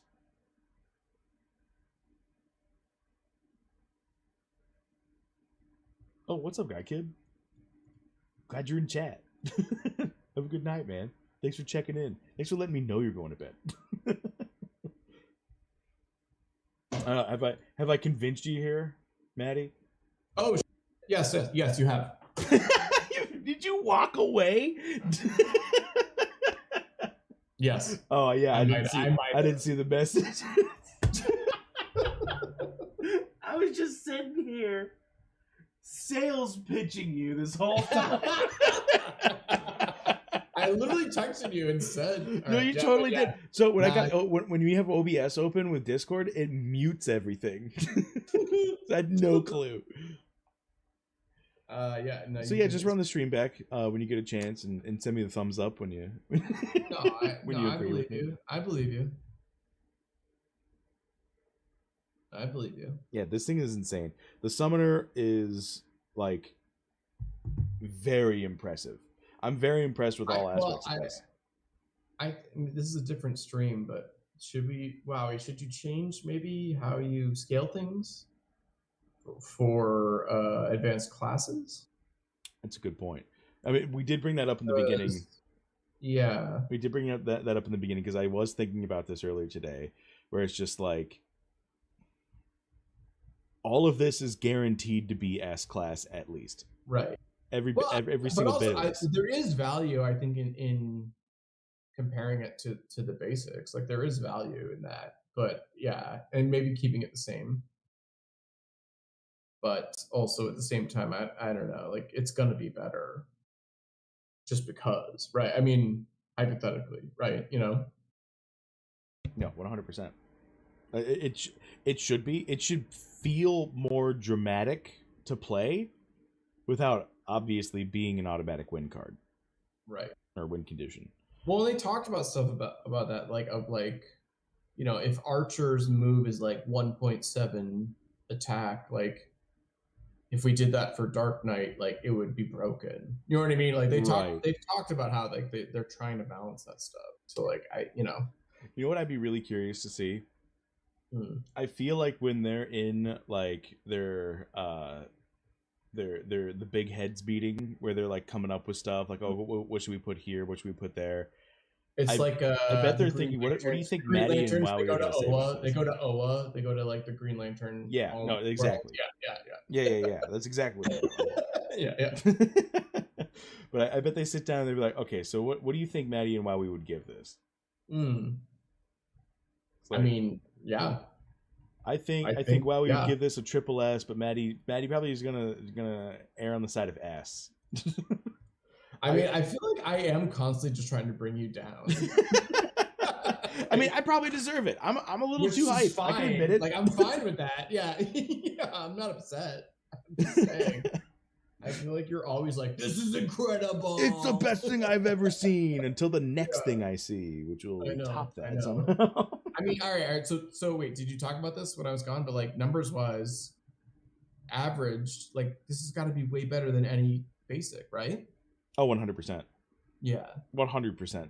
Like I said, so just to summarize real quick, all aspects that the summoner does, and just because it has amnesia means I can probably do this multiple times in the battle. So all aspects of what a summoner does across the board, right? There's only a handful that don't require a channel and don't require arcane or void power, right? All of them require spell.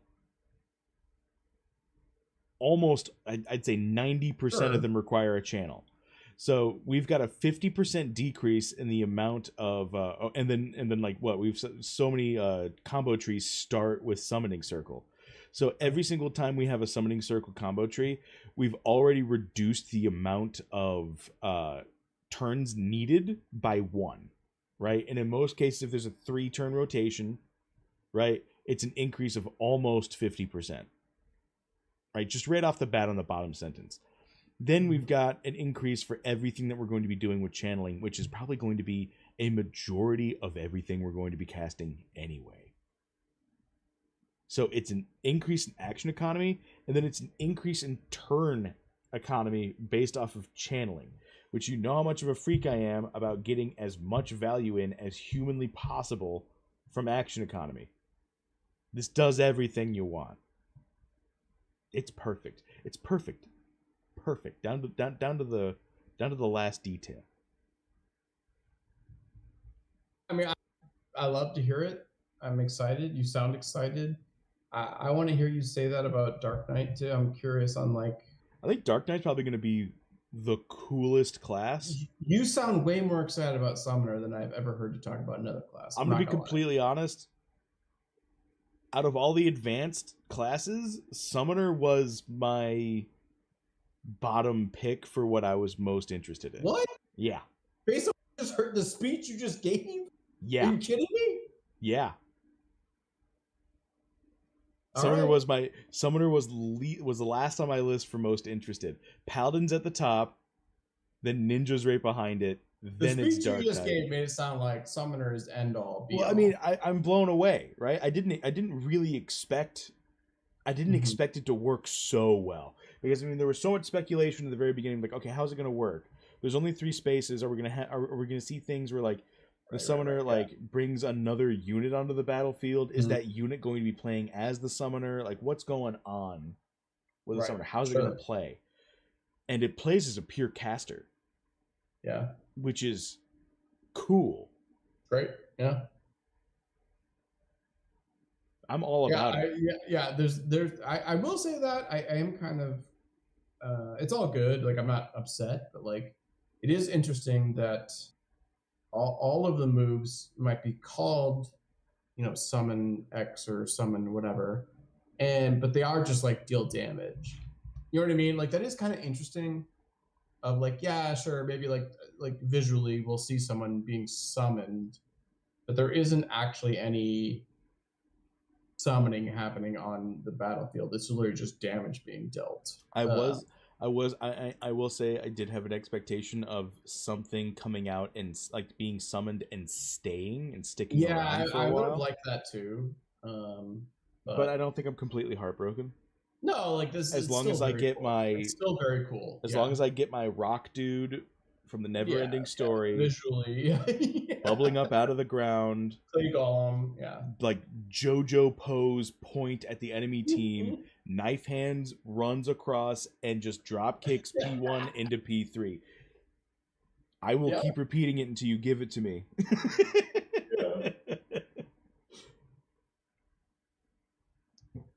All right, wow. DSA's got an exactly 5.5 hour stream for the least interesting advanced class. Wow, yeah, I think I got to call. Yeah, I got to go to bed. Yeah, no, we're good here. We're good here. We did what we set out to do. Yeah. We reached our maximum word count, and I believe. Hold on, let me see how long we've been live here. 3 hours and 45 minutes. Hell yeah. Because I promised if I didn't do it in 3.5 hours, or did it less than 3.5 hours, I'd be reading the flavor text. Yeah. Which I don't have to. I get to go to bed. Owen's gonna be mad at us. He likes when we go longer, but I will be reading this in private. Wait. Hold on. Is Worm still alive? Is Worm still alive? Those motherfuckers are still alive. They love it. No way. Are they really? No, they signed up. They signed up. Okay. I was Only gonna say, a little while ago, though. That's impressive. Yeah, they went live for a while. They had a long stream, though. But, sorry. France, that's a good point. Change summoner name to Banisher? I mean, basically. Yeah. I like that. It works. Well, all right. So, we know Necromancer is going to be a class in the future, right? Do we think it's going to be an advanced class now based off of this? Because I feel like the Necromancer and the Summoner are going to be very similar. And I think the Necromancer is going to play how we originally thought, how the Summoner was going to play. You're talking about you're talking nonsense right now. Dude, this is super speculation. No, I disagree with everything you're saying because it doesn't matter. All right, it's time to sign off. It's time for bedtime. Yeah, I gotta go to bed. This has been another episode of Wowie taking over for Bogside Chat's time slots. Maddie, where can people usually find the Bogside Boys? Yeah, so it's Bogside Chats on Twitter. I don't know what the actual @ is. I should know, but we're gonna go live Saturday, 8:30 p.m. This Saturday in 5 days, and we're gonna do PvP live with Wowie. We're gonna be playing each other. We're gonna be actually doing the PvP, so everybody should tune in then. I'm so excited for it. But check us out then. Hell yeah. All right, cool. Well, this has been the Summoner Codex ranking. Again, all of this is not financial advice. Please don't go out and buy a bunch of summoners and say, well, wow, we said it was going to be really good. Why aren't my summoners traits slapping? I want a refund. Don't blame me. Blame Bolon because it's fun. But until next Agreed. time, I'll talk to you later, everybody. Have a good time. See ya.